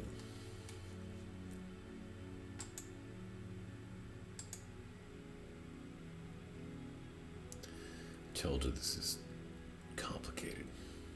But it's not once you just accept things. Or accept what I'm saying to understand what I'm saying. You don't have to believe it, but the underworld, death, Hades, the dead god, going to the underworld. These are all unbelievably common in religion. Even Jesus on some levels, if you think about it, died, and we're waiting for his return from death. Now, they kind of say he died and rose again and then left, but I'm not sure how that's much different than death. So the underworld, if water is knowledge, the underworld, death, Hades, and the dead.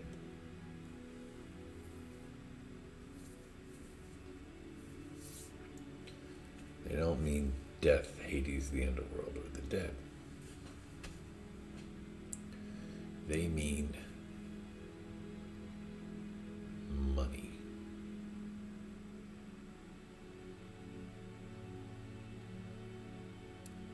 For example, getting way ahead of myself here, but it's hard to unpack everything so you can understand if you don't understand everything that you need to unpack. So there's a lot of cart before the horses in this stuff. We'll keep it real simple. A corporation is a corpse. So if a nation, if a man is a country or a group of people, a dead man is also a group of people in the form of a corporation. And that's literally what a corporation is. It is a group of people that form a non-living entity man. A dead man is a corporation. That's not my opinion. So, going way the fuck back, when you descend into the underworld, you create a corporation. You're to gain power. And the lord of the underworld is her sister. So if Inanna was a living religion, the religion of the corporation is the dead underworld sister. So this is the belief system of money, of the power of money. So when Ereshkigal, the dead version, the dead twin of the living version, right? The power, the money power version of the culture. Inanna is demanding to be able to get into this place, right? She wants what they have. And so she responds by ordering this gatekeeper to bolt these 7 gates. 7 gates.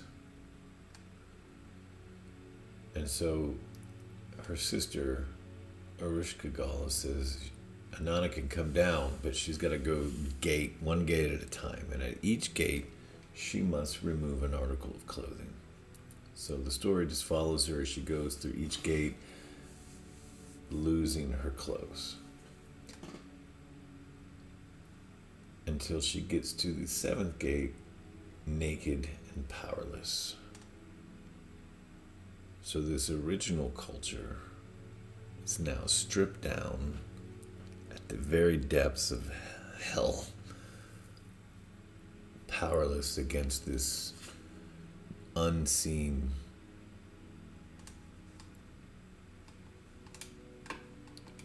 culture of money and power. And that's what these always mean. So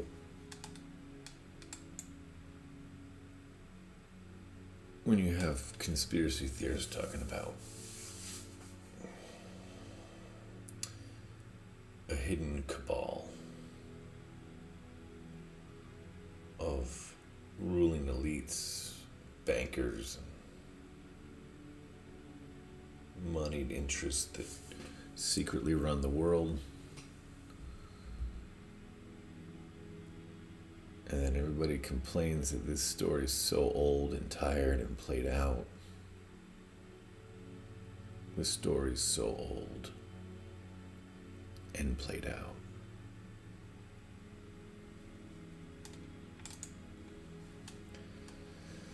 So as she's in this world, this secret world of money,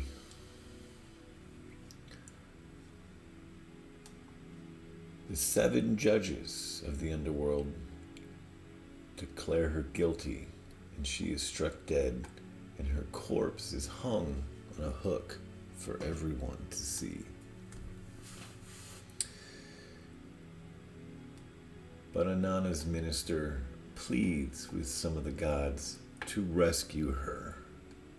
So Enki sends down these sexless beings with food and water, 4 of life.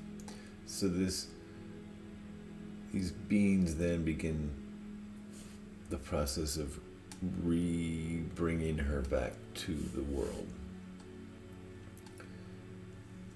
But a horde of angry demons follow Inanna, demanding to take someone else down to the underworld as Inanna's replacement.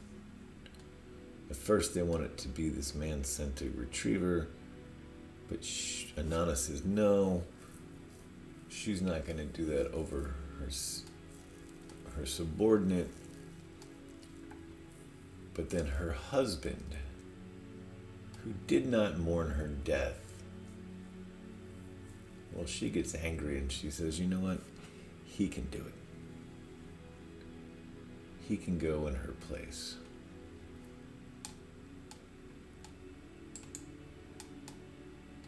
So the hard part of these stories,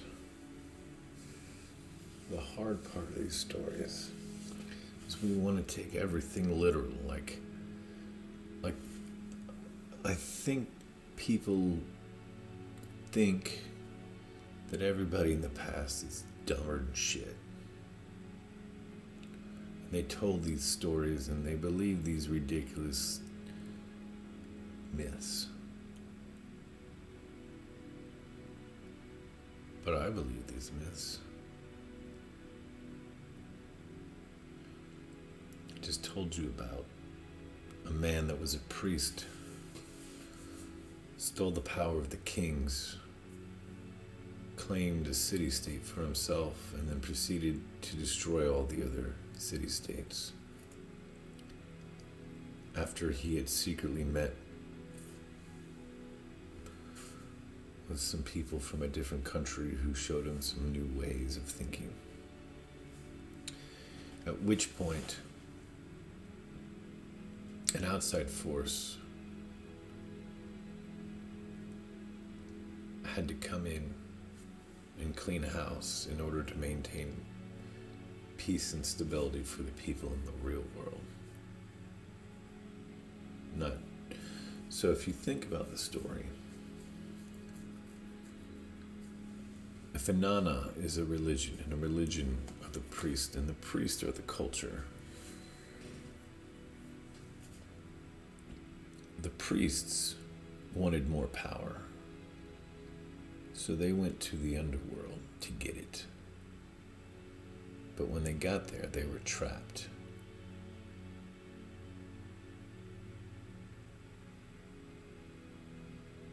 But the only way out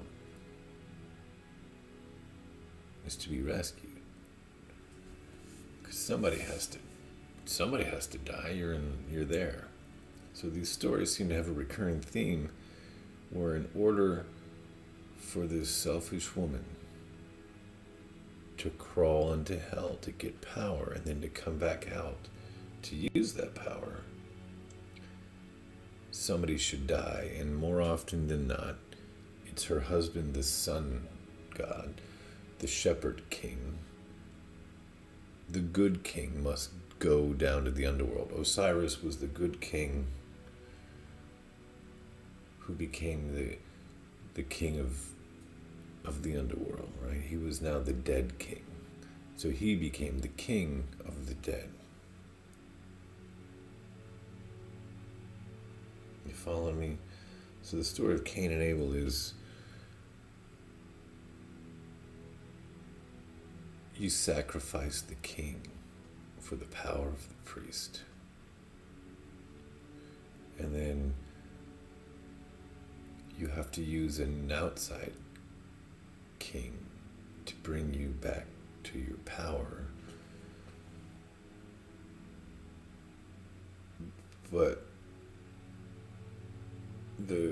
that person is unimpressed with you, and they didn't mourn your loss because you just brought devastation and ruin. So you were more than happy to throw them under because they're just a tool to be used. Simply stated, the deep state, the entrenched bureaucratic elites want the power of the king, but they don't have the anointing of God. The people don't like them very much, so they use the levers of power to gain control,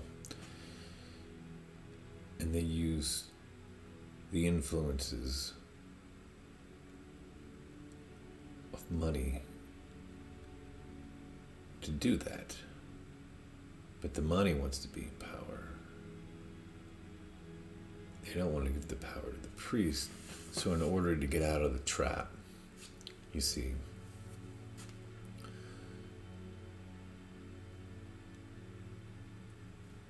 so these stories are telling you another story. And when I say that Cain and Abel is the quintessential story of history, I guess it started at the beginning and it just keeps going. So some people do deserve rulership. There are good kings.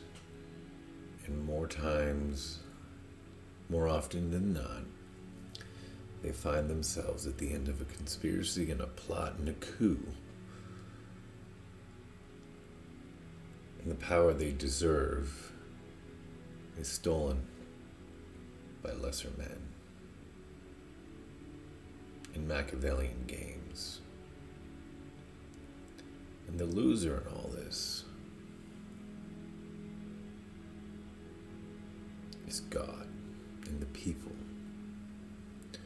So the shepherd must come along to re-protect the people, but then the cycle continues. It's fascinating.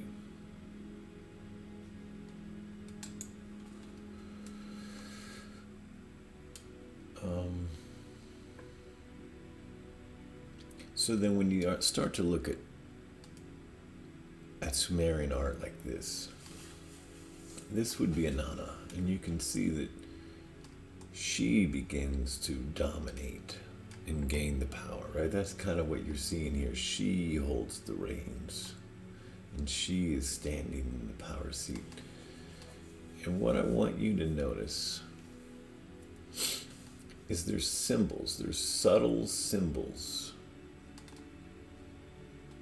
that you begin to see hidden in these things. There's a cross and an X. Even she stands in sort of this cross. So the cross was the shepherd. It's been the shepherd since the start, it turns out. Jesus died on the cross. He's the good shepherd. So if the cross is there, what's behind the cross? Is the X? It's the secret power behind the throne.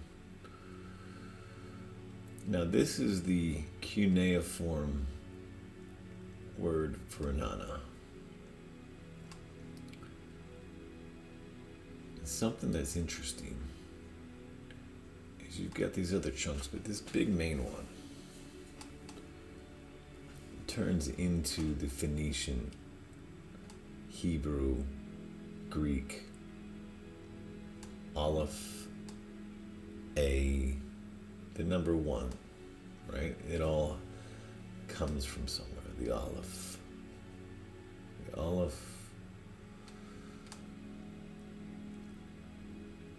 And that's another piece of information. And it also If you remember back a little bit, we said there's a bunch of cows hanging out everywhere. They seem to be the power of the old world, right? So the Aleph is in fact a Canaanite representation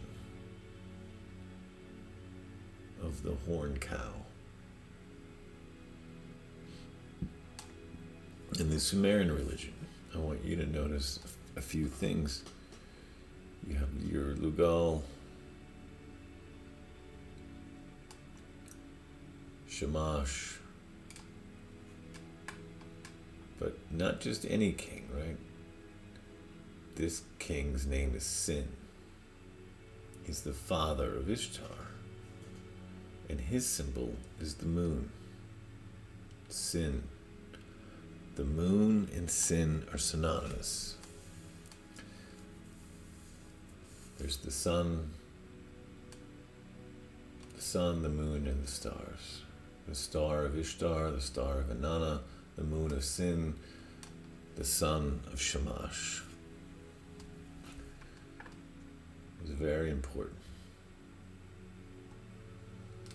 Sin is very important. Adam and Eve sinned. Moses went to the Sinai, the desert of sin. In the desert of sin is where the Arabs, under the crescent star, are not the sun people, but the moon people. If a man is the sun, then the woman is the moon. But especially the woman is the stars.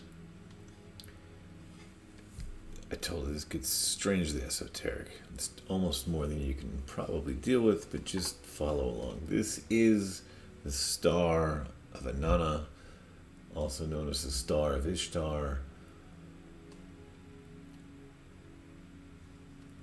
which is also an 8-pointed wheel, which is also an 8-petaled flower, which is also this star here. They all represent Inanna/Ishtar. In the world you live in today, you can find that star hidden everywhere. You're not supposed to know what it means. It's none of your fucking business. But if you did, you would know that it is, in fact, not just this jar, but also her evil twin sister. Right? So there's your 8-pointed star. Cross X. Cross X. King in the front, hidden power in the back. Just the hidden power of Scotland. And there's a history there. And there's England. So you have Great Britain is Scotland and England combined. It's also who knew the star of Ishtar. Just heads up on that one. This, right? The woman with the moon, this sort of abstracted star of Ishtar, and this thing. Phoenician Canaanite, and now the 8-pointed star begins to morph into sort of this 6-pointed star that you can kind of see. And never, everything I tell you is going to end up over and over and over and over and over and over and over again. Pillar, unfinished pyramid, eye, with something that looks like the Masonic square and compass. In this case, the Babylonian Jewish Center, because there's the Babylonian Talmud and the, I believe it was Palestinian Talmud, Egyptian Talmud, one of those, right? And they have this 6-pointed star. So in fact, the Jewish star is actually a Babylonian star. In fact, the Jewish people didn't even start using this until 17th, 18th century for sure. And it was deeply associated with Zionism. And Zionism is a sect of Judaism. So I wouldn't put all of Judaism under Zionism, but I would definitely say this is Zionist. Because you have the Zionist flag of Israel. More Phoenician symbols with the moon and the woman and the pyramid and the eye. And the eye and the pyramid and the eye and the pyramid.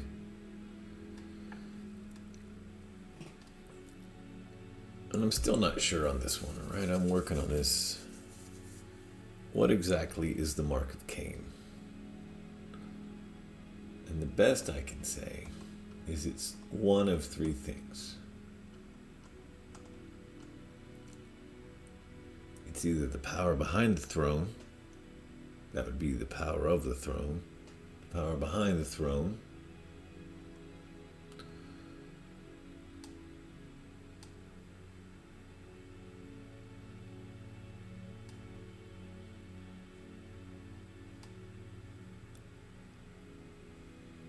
this is 2 X's. This is the same thing with the line across at the bottom and the top. It's just this symbol, and this symbol is 2 X's. Same here. It's also a hexagon.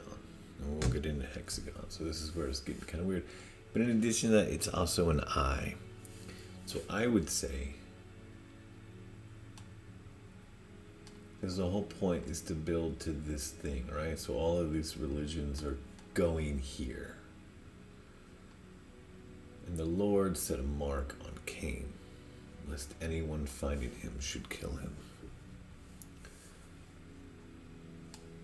It's interesting that Twitter has changed the name to X, because that's exactly what's happening.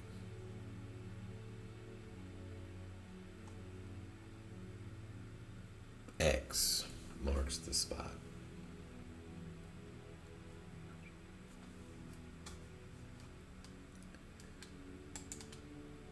So when I say that this story is the whole thing encapsulated, I'm not just bullshitting you. I mean, if you really understand it, which there's no way you do at this point, I'm just throwing words at you, but besides going off on this heavy esoteric part here at the end, the big takeaway should be that Cain and Abel is in fact the story of the Sumerian civilization, from city-state and Ensi to Warren city-state and Lugal to Warren Lugals and the emergence of the kings of Kish to the usurping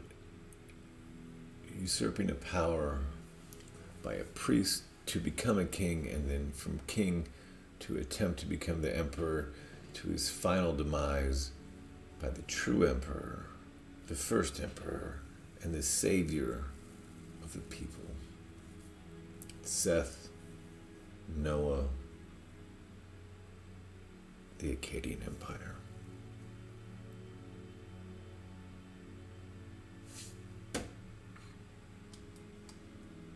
So,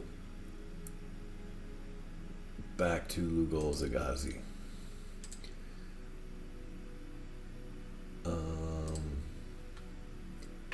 So he was the Ensi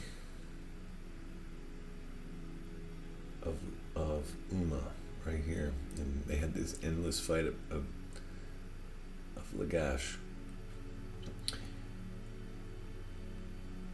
And this is important, and we'll come back to this in addition to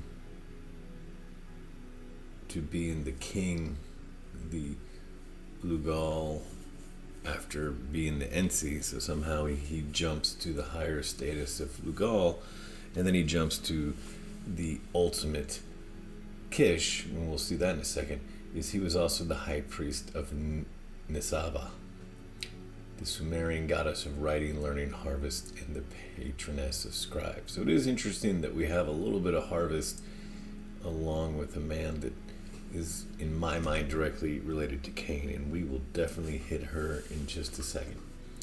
And it says, he united all the Sumerian city-states and conquered many foreign countries and called himself king of all nations. So, just as a simple thing, it says he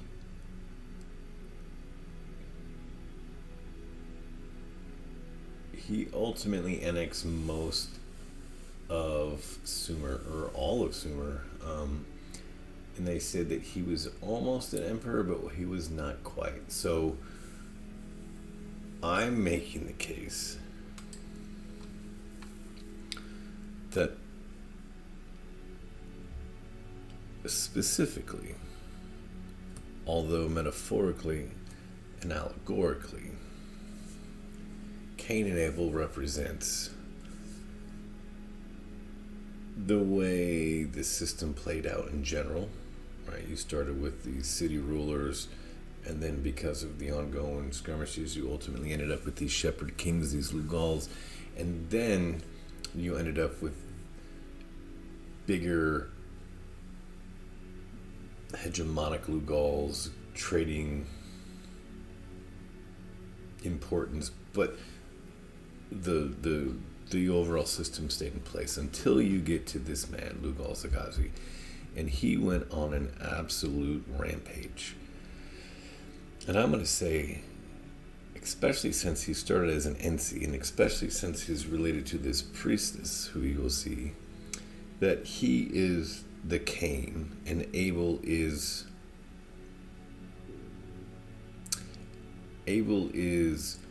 all of he took over all city-states, so he killed all of them, and in addition, he killed specifically the reformist good king, right? So this Urukagina, who attempted to kick out the corrupt NC class. And I'm going to say the story is, when he did that, that's when Cain was ultimately kicked out. That's when the old system of city-states ended. And something I want to point out is this is a stela. This is a inscription called the Man of Uma, and this is directly talking about Lugal Zagazi, this king of this Lugal of Uma that essentially ended the Sumerian age.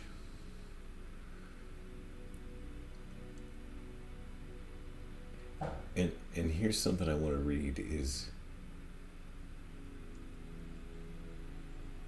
this is a translation of a tablet written after the reign of Urukagina, the king of Lagash, describing the misdeeds of Lugal Zagazi, the king of Uma.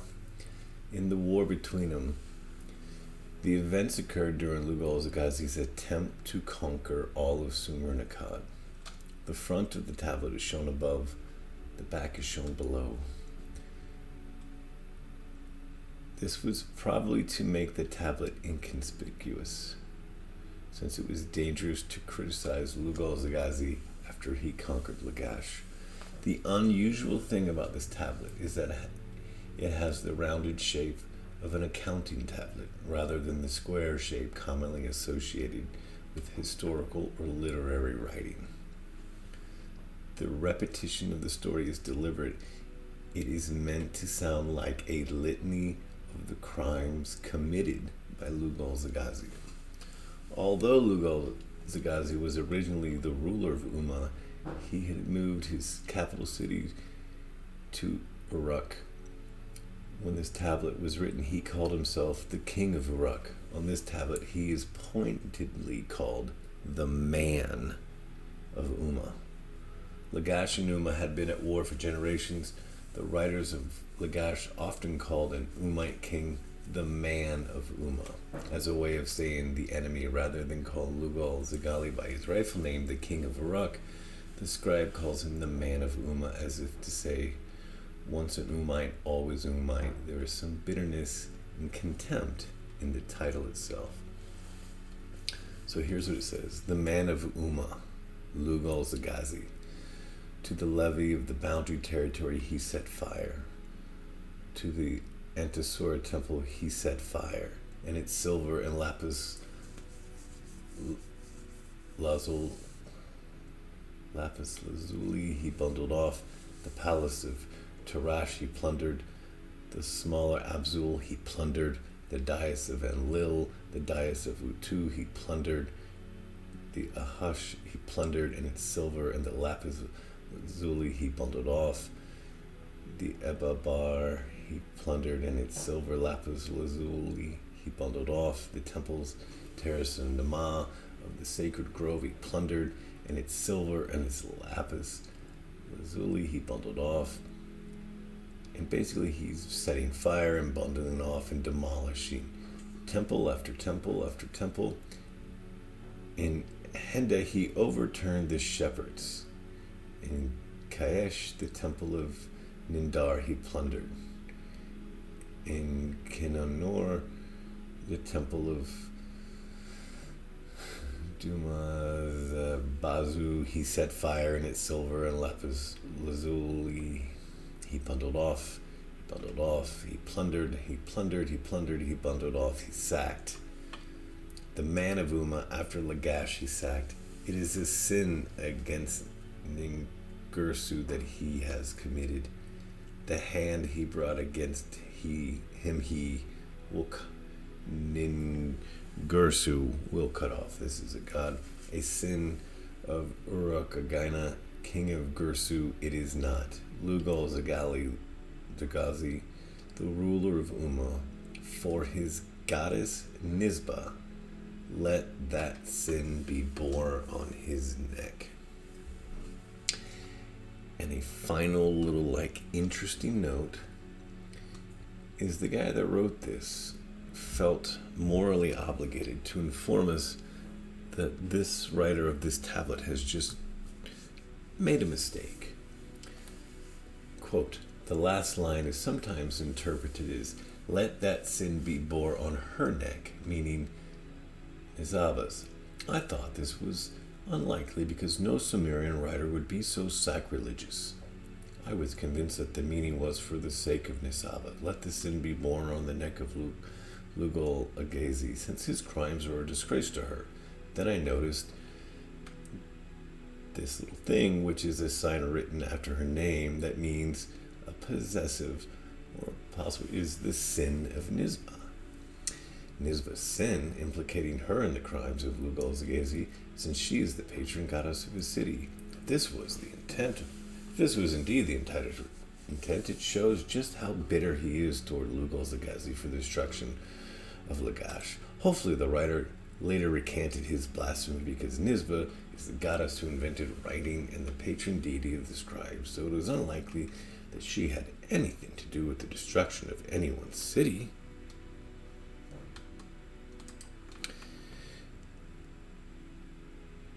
Let's see who wrote this. It doesn't say. It's well written. I'm going to disagree with this poor soul. I think they meant very much to implicate not only this power-hungry Lugal-Zagazi, but who was the head priest of his goddess, Nisba. And just Well, yeah. So, let me say this. If I understand the story correctly, and I'm no historian, what do I know? I'm just some dumb guy with internet access that maybe he shouldn't have.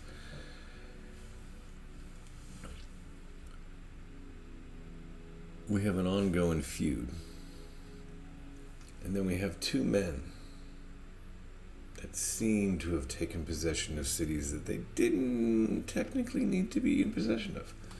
One man does it out of righteous anger towards a disgusting system that is hurting the very people it was intended to serve, the servants. And one man who in fact, let me pause this and then, hold on. His reign ended disastrously at the hands of Lugal-Zagazi, an ambitious king of Umma who conquered much of Sumer.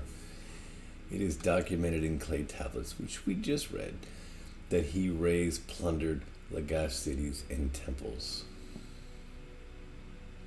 However, the era of independence of both Umma and Lagash and most of the other Sumerian cities ended with the abrupt rise of the city-state of Akkad. Its most prominent ruler, the famous Sargon of Akkad, conquered both cities and almost all of Mesopotamia, establishing a rather short-lived Akkadian empire. So this ultimate war of corruption and fighting corruption ended ultimately in the rise of not Sumer or one person. So all these power struggles resulted not in anyone of Sumer claiming the power, but it ended in an outside force claiming all of the power and more to boot.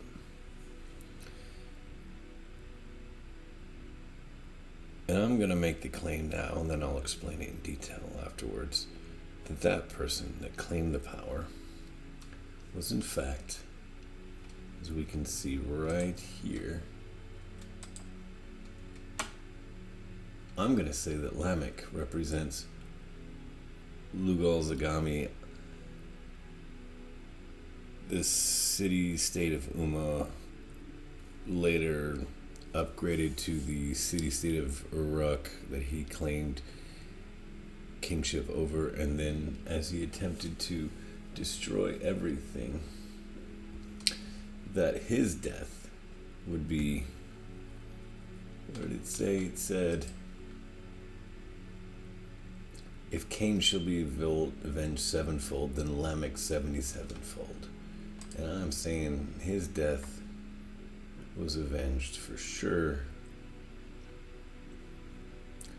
because the person after Lamech, the one that brings the rest, right? If that's the story of man appointed moral sorrow, the blessed God shall come down teaching, his death shall bring the despairing rest and comfort. The rest and comfort part would fall under Noah, right? That is what Noah's name means. And this is where I will truly set men's hair on fire. Noah, this line of Kish, right? These hegemonic powers that vied for control of Sumer ended here at the Great Flood. And if each of these men represents a people group, whether in the form of a little city-state or a big empire, this man right here represents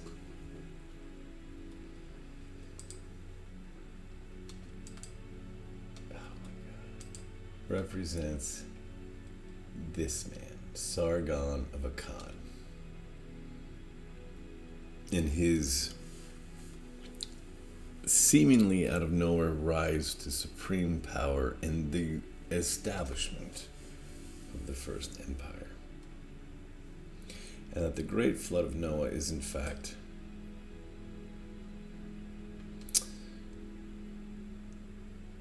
not what you think it is. It's something more appropriately sized, perfectly timed, and I think more profound than just a simple global catastrophe. But we'll get to Noah. I'll just let that one stew in you for a minute. I want to hit kind of at the end here as we tidy this up is let's go back to this man of Ummah, right? This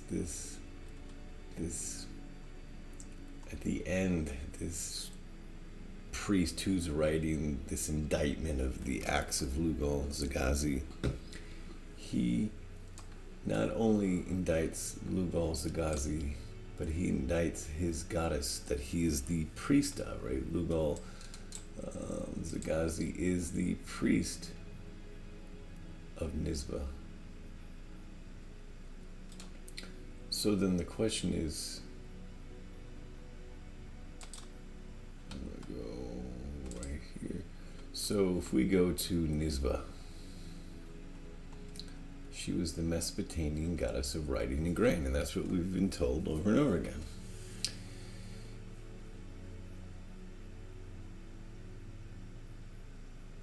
But what I also want you to remember is that Cain went to the land of Nod and made a city. And that city has people. And those people form another sentence. The centralizing, power-grabbing teacher of the potency, inequity, immorality of the dragon city made a corpse by God for being a powerful priest of humiliation that brings a musical stream of sweet, ornamental death from the shadows disguised as worldly possessions. And I don't want you to sleep on that. And I do want you to double check my work. And if you knew anything about what I know, that is like the ultimate indictment for exactly who it is. It's almost like an obvious finger pointing towards a very specific group of people. But besides that, I want to kind of go down a little sidetrack road, because again, it's impossible to escape this stuff. One of Lamech's children, according to the Bible, is a man called Tubal-Cain. And Tubal-Cain is known for being the first blacksmith, forger of all instruments of bronze and iron, a descendant of Cain. He was the son of Lamech and Zillah, the brother of Nama, and the half-brother of Jabal and Jubal. And like Enoch, there is an entire fan fiction, if you will, a whole subworld of Tubal-Cain that leads straight to the heart of the Freemasonic beliefs. And I told you about the mark of Cain, or maybe we mentioned it, but if you Google the mark of Cain, it looks like this. I don't know that I agree with that, but that is what officially people do claim. And this just simply says the ancient Masonic blacksmith god. And this is a book written by a man. So it's automatically saying, hey, there's a lot more to Tubal-Cain than lets on. I'm just gonna let that one be. We're gonna let you just drink these in, because at some point we will begin going down the Jordan Maxwell road of symbols, but Not yet. I'm just more making the case that there is a Masonic relationship to Tubal-Cain. So who's Tubal-Cain? Tubal-Cain is the biblical figure, a smith, a master of metallurgy. He's the descendant of Cain, son of Lamech and Zillah, blah, blah, blah. Here's his brothers and sisters. Jabal is described as a shepherd, but according to this manuscript, he's reputed to have discovered geometry and became Cain's master mason. Again, fan fiction. Jubal, the forefather of musicians, he's described as the father of all those who played the harp and the flute. And if we just go back to this, you can begin to see how all of this kind of filters into there. So these names literally mean a lot of the things that you're seeing on the screen. And his sister, she's attributed to being a teacher of reading and the inventor of weaving. So these are all, I would say, pretty important tools of civilization. So on one hand, you can see why they might be celebrated. And if Cain himself is the forger of metals, I mean, without metal, where would we be? And it's interesting that they use bronze, because bronze is exactly what follows the fall of the Akkadian. Well, all of this falls within the Bronze Age. But we get to like sort of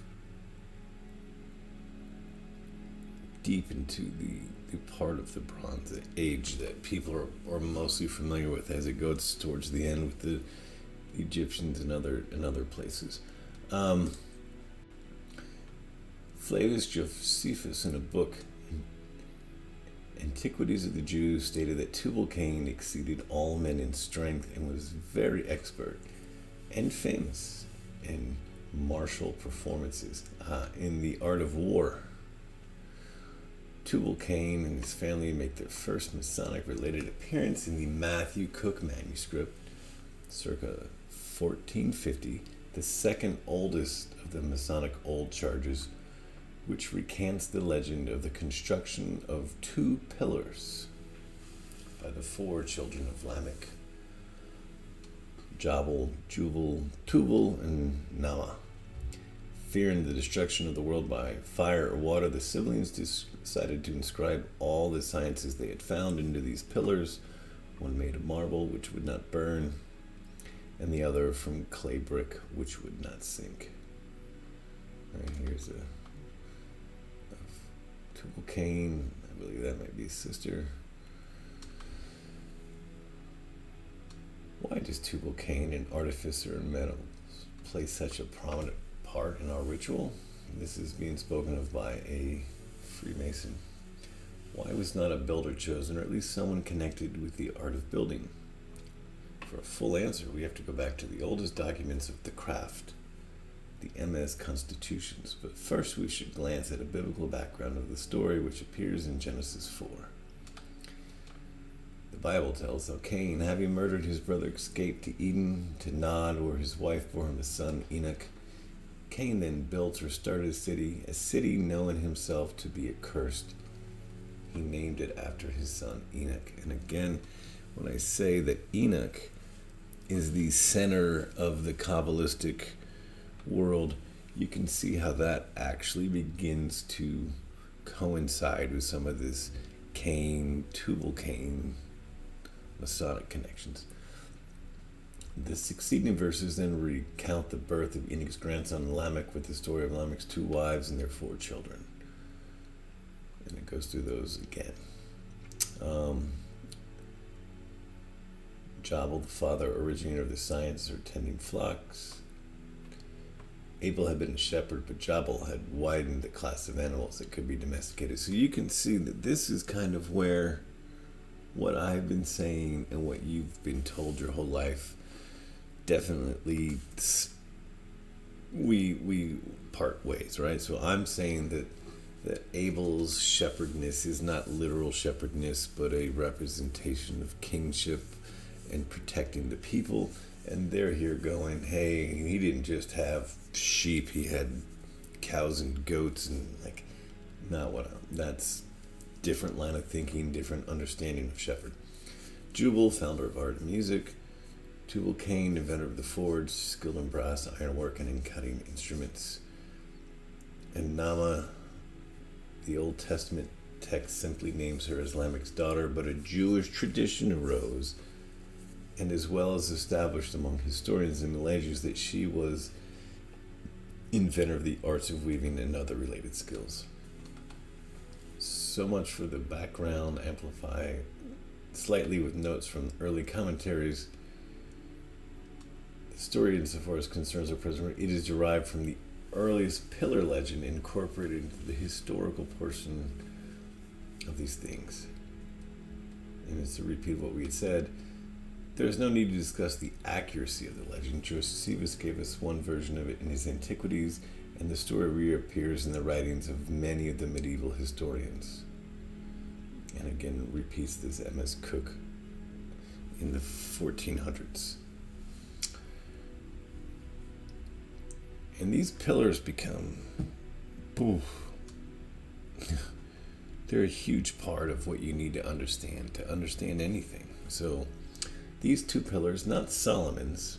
So the Bible has Solomon who built Solomon's temple, and then he named the two pillars Jacob and Boaz, and they're saying here's a different story. Were the earliest pillars in the legendary history of the craft, and when you hear the craft, that means the Freemasonic craft. That's what they call it. And our story then goes on to recount how the world was saved in Noah's flood, and how the science of masonry traveled from the east through Egypt into Europe and was finally established in England. Why was not a builder chosen? Doubtless because the first builder of a city, according to the Old Testament, was Cain, a murderer. Why Tubal-Cain? And I'm just going to throw these names at you, and one day they'll all make sense, hopefully. I would say because he was the forerunner of Hiram-Abiff. If you know anything about the Freemasonic rituals, early on you were introduced to a character named Hiram-Abiff, and he figures prominently in those stories. Indeed, the Old Testament uses precisely the name of two Hebrew words describing the craft. Chorish Nechoavith, a worker in brass. Cain was the founder of the craft in which Hiram-Abiff above all excelled in. He was the direct link between the two earliest pillars and those of Solomon's temple. Although the name Tubal-Cain appears regularly in all our old charters, it should be noted that the name did not come into our ritual until a comparative late date of 1745. There is no printed evidence of that name in the earlier Masonic ritual earlier than 1745, but recently discovered transcripts of evidence given to the Portuguese Inquisition authorities suggest the name was in use in the Lodge of Irishmen at Lisbon as early as 1738. And just to kind of prove that it's not just some random, because I took a lot of that from one site I found that just had a lot of fun little chunks, is that here's the website of the Grand Lodge of Ohio, the Free and Accepted Masons, and here's their little blurb on Tubal-Cain, and it says the exact same thing that were said before. It basically lays that all most remarkable ancient buildings of Greece, Egypt, and Asia Minor were attributed to the Cyclopean Masons, descendants of Vulcan, the god Vulcan or Tubal-Cain. And just remember Vulcan, and we'll get back to that.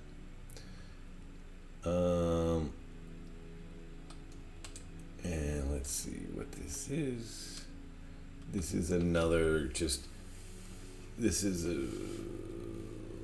called the MasonicShop.com. So it's just probably where Masons could go to buy some of their aprons and rings and, just Kind of like if you had a Boy Scout catalog, it's just one for Freemasons. And they have their whole thing about Tubal Cain as well. And so,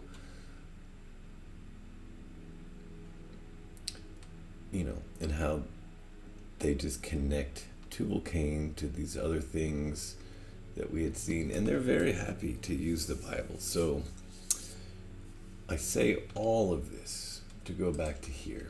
So Nizbah,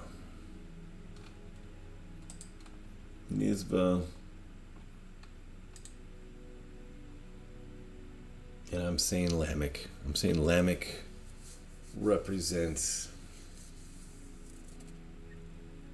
in some ways, this Lugal Zagazi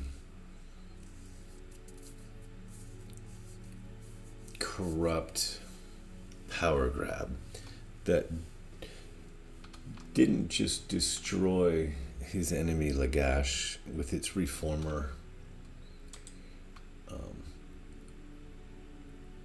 Uruk Agina, but it burned it to the ground and destroyed all the temples, right? He didn't just take revenge on this man's mere attempt at reform, he devastated it. So I'm saying that Lamech, who claimed that he would be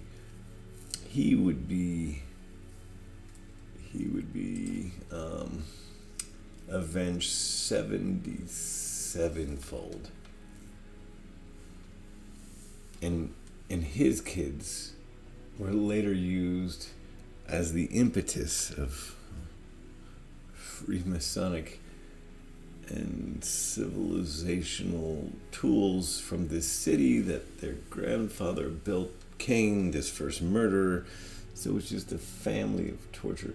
Well, this Lugal Zagazi was a priest of Nizbah, and Nizbah was the goddess of writing and grain. But as gods and gods often do back then, they sort of hopped from generation to generation and empire to empire. And so Sumer's Nizbah ultimately becomes Babylonian Nabu. And if that sounds familiar, Star Wars fans, it is. So Nabu is now the Babylonian version of Nizbah. And just so I don't have to go super far, right? I like this about Wikipedia. It'll give you sort of quick references. So who somehow also the interesting part is Nabu went from, we went from a female to a male, but the properties, literacy, rational art, scribes, all the things that sounded like description of Tubal Cain, only now they're adding things like wisdom on top of that. But you can see who equivalent gods of this Babylonian god, which is related to this Nizbah goddess, who is related to this Lugal Zagazi, who is universally hated among his people, and that led directly to the rise of Akkad in this power vacuum. So that goddess turns into this god, who then turns into Hermes, Mercury, Thoth, Odin, and Nabu. And if you've ever studied any of these things, you would know that Hermes, Mercury, and Thoth are literally, and Odin, but that's maybe less known. These people are all seen as the progenitors of esoteric wisdom, right? Even with this concept of Hermes Trismegistus and the emerald tablets, and the emerald tablets of Thoth, and this is just, this is if you wanted to go down the rabbit hole of all the esoteric things, you find any of those gods that apparently are all associated with, in a not super indirect way, Cain.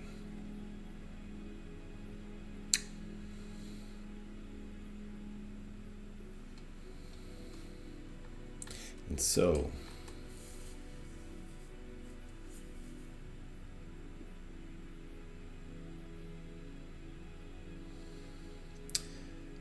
there's just a lot to all this. It seems, if we just go back, it is about a page and a paragraph if we printed this off long, right? This story of Cain and Abel. It's almost a blip on a radar of a Bible story. It almost takes longer to describe the descendants of Adam as it does to say the Cain and Abel story. And yet, if I had to take everything I've recorded so far, it'd be like 4 hours. And I still don't feel great about it, but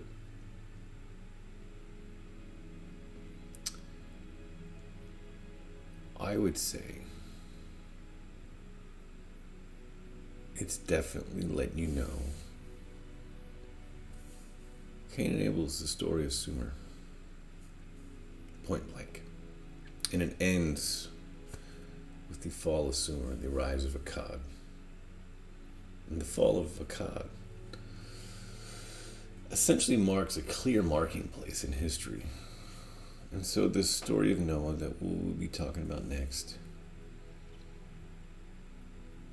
and the flood, and Mount Ararat, and all of the little details, right? So I'm continuously trying to beat the point in the stories are allegories of history. They wrote history in beautiful stories. And there's your first historical story. And I attempted to lay out how it's historical, how each character actually is a real thing, and how it's letting you know a greater thing is happening. Cain isn't just evil because they say he's evil. If you follow the threads of Cain, it takes you to all of the hearts of darkness that infiltrate the world to this day. And if you understand the heart of Abel and reformers attempting to fight against bad bureaucracy,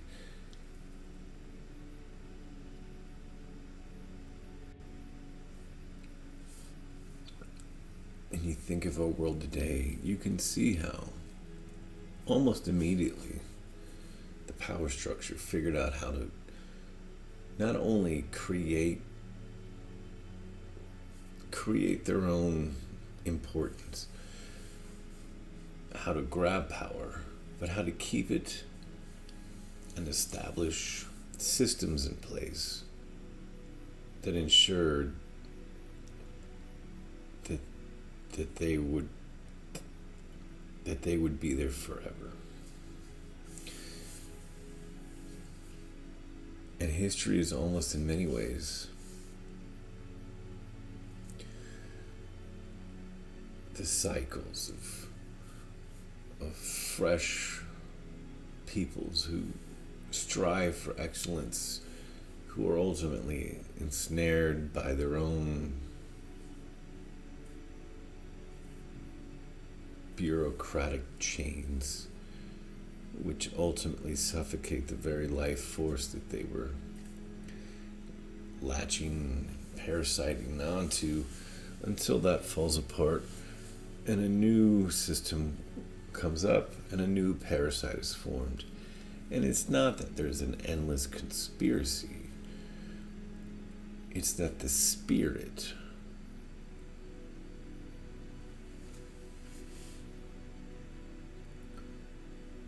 goes on. As long as there's people willing to do anything for power. And it just so happens that, like, the Bible seems to be a book for most people to help them live better lives. There's wells and Bibles for people who want to live worse lives. And they all seem to come from the well of Cain. And what that actually means on a larger scale, we'll get to. So, that's it.